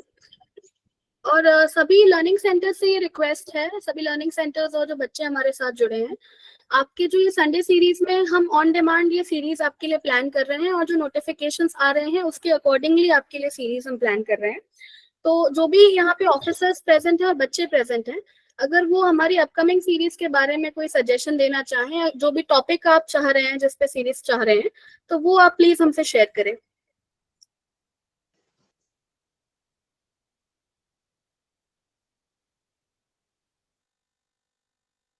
Thank you so much ma'am and Rahul sir कि आपने हमारे बच्चों को आरपीएफ सब इंस्पेक्टर की तैयारी कैसे करें और जो भी बेसिक चीजें हैं जिस पे आपको फोकस करना चाहिए, कैसे अपनी प्रिपरेशन को स्ट्रेटेजाइज करना है, आपने सारी चीजों को एड्रेस किया। Thank you so much sir. ऐसे ही हम आपका सपोर्ट आने वाले सेशनों में अपेक्षित है सर आपसे। Thank you so much. Thank you sir. अब आप सभी को मैं हमारे दिशा स्टेट नोडल सेंटर की टीम की सदस्य जिनका नाम रेणुका है उनको आमंत्रित करता हूं, जो आपको ऐप के बारे में बताएंगे और जो भी अभी लेटेस्ट नोटिफिकेशन है जो कि अभी आए हैं, लेटेस्ट नोटिफिकेशन इंट्रोड्यूस हुए हैं, वो आपको उन सारी चीजों के बारे में बताएंगे। Renuka over to you. Thank you sir. नमस्ते सभी को। मैं दिशा ऐप को किस तरीके से यूज करना है उसके बारे में बताऊंगी। यहाँ पर आपको ऐप के बारे में बताया जाएगा, basically how to access this app, और जैसे लेटेस्ट नोटिफिकेशन कोई भी अपडेट होता है तो आप कहाँ से वो जो नोटिफिकेशन है उनकी जानकारी ले सकते हैं। सबसे पहले तो आपको दिशा ऐप को अपने फोन पे डाउनलोड करें। डाउनलोड करने के बाद जब आप लॉगिन कर लेंगे तो लॉगिन करने के बाद आपको यहाँ पे 5 सेक्शंस दिखेंगे, जिसमें पहला सेक्शन है फर्दर एजुकेशन पाथवे। उसमें जब आप क्लिक करेंगे तो आपको एंट्रेंस एग्जाम और जो कॉलेजेस हैं और कोर्स की लिस्ट आपको यहाँ पे मिल जाएगी। जैसे यहाँ पे पहला जो दिख रहा होगा एंट्रेंस एग्जाम का, एंट्रेंस एग्जाम में जब आप क्लिक करेंगे तो आपको यहाँ पे बहुत सारी स्ट्रीम्स दिखेंगी। आप जो स्ट्रीम्स में जाना चाहते हैं उस पर क्लिक कर सकते हैं। जैसे आर्ट स्ट्रीम में अगर आप जाएंगे, उसमें क्लिक करेंगे तो आपको यहाँ पे आर्ट्स एग्जाम्स की लिस्ट यहाँ पे आपको मिल जाएगी। जैसे इग्नू में बीएड की निकली है, फिर RI CET इसमें है। ऐसे ही अगर हम फिर नेक्स्ट जो है हमारा section institute and course list, इसमें आप जाएंगे तो आपको यहाँ पे डिसिप्लिन दिखेगा। डिसिप्लिन में ही आपको स्ट्रीम सेलेक्ट करनी है। जैसे हमने इसमें सेलेक्ट किया एग्रीकल्चर, फिर एग्रीकल्चर में हम कौन सा सब्जेक्ट चूज करना चाहते हैं उस पर क्लिक करेंगे एग्रीकल्चर। फिर हम जो कोर्स करना चाहते हैं, जैसे BSc बैचलर ऑफ साइंस अगर मैं करना चाहती हूँ अंडर ग्रेजुएट लेवल में, फिर कौन से इंस्टीट्यूट से करना चाहते हो उसकी आपको लिस्ट मिल जाएगी, और कौन से आप शहर में करना चाहते हो उस शहर में आप कॉलेजेस की लिस्ट यहाँ पे देख सकते हैं। जैसे मैंने भोपाल किया था तो भोपाल में जितने भी कॉलेजेस हैं उनकी लिस्ट हमें यहाँ पे दिख जाएगी। नेक्स्ट अगर हम अपने दूसरे सेक्शन में जाएं जो कि है एम्प्लॉयमेंट रिलेटेड अपॉर्चुनिटी, वहां पे जब हम क्लिक करेंगे तो यहाँ पे हमें जॉब सेक्टर, जॉब के बारे में हम जान पाएंगे। हम इस एजुकेशनल अपॉर्चुनिटीज पे जाएंगे तो हम यहाँ से पता लगा पाएंगे कि अगर आपको गवर्नमेंट सेक्टर में इंटरेस्ट है तो आपको दिख रहा होगा एक पॉपअप गवर्नमेंट सेक्टर, वहां पर क्लिक करके आप एक्सेस कर पाएंगे जितनी भी गवर्नमेंट जो भी सेक्टर की नौकरियां होती हैं। जैसे आपको एजेंसी या सेक्टर, जैसे आपको डिफेंस सेक्टर में जाना है तो आप डिफेंस सेलेक्ट करेंगे तो आपको जितने भी डिफेंस से रिलेटेड एग्जाम्स होते हैं आप वहां से सारी चीजें पता लगा पाएंगे। Job defence related jobs, right. जैसे आपको सिविल सर्विसेज स्टेट की करनी है तो आप वहां क्लिक करके आप आगे चल के नेक्स्ट करेंगे तो you will get to know कि कौन कौन से एग्जाम होते हैं इस जो कि आप जिससे सिविल सर्विसेज का एग्जाम दे सकते हैं, राइट, और आप जॉब ले सकते हैं बेसिकली। उसके अलावा एक और आपको पॉपअप दिख रहा होगा करियर एडवाइस। तो करियर एडवाइस में आप बेसिकली ये एक प्लेटफॉर्म है जहाँ से आप अपनी क्वेरी जॉट डाउन करके, जो कि आपको एक आपको दिख रहा होगा बॉक्स, उसमें आप अपनी क्वेरीज डाल के अपना कैलेंडर के हिसाब से अपनी डेट और टाइम स्लॉट आपके अकॉर्डिंग आप सिलेक्ट करके सबमिट कर सकते हैं। तो जो भी आपको कोई भी डाउट होगा तो वो हम तक इसके थ्रू पहुंच जाएगा and will try to address all the queries of yours. जो भी आपको क्वेरीज होती हैं related to your career opportunities, जो भी गवर्नमेंट स्कीम्स हैं, या आपको डिलेमा है कि कौन सा मुझे आगे पढ़ाई करनी चाहिए, तो ये सारी चीजें आप उसमें जाके करियर एडवाइस के सेक्शन में जाके आप अपनी जो भी क्वेरी है आप आपने डाल सकते हैं और सबमिट करके अपने अनुसार जो भी आपने टाइम स्लॉट डिसाइड किया वहां पर आपको हमारी टीम के द्वारा आपको गाइड कर दिया जाएगा। उसके बाद जो नेक्स्ट पॉपअप है स्कॉलरशिप की है, जिसमें आप MP पुलिस शिक्षा निधि से की जो स्कॉलरशिप प्रोवाइड की जाती है उनकी लिस्ट आपको यहाँ पे प्रोवाइड की गई है, आप वहां पे जाकर के देख सकते हैं। यहाँ पे आपको एक बेल आइकन दिख रहा है जो कि नोटिफिकेशन के लिए है, जहाँ पे आप जाकर के जो भी हम नोटिफिकेशन जो डालते हैं वो आप यहाँ पे देख सकते हैं।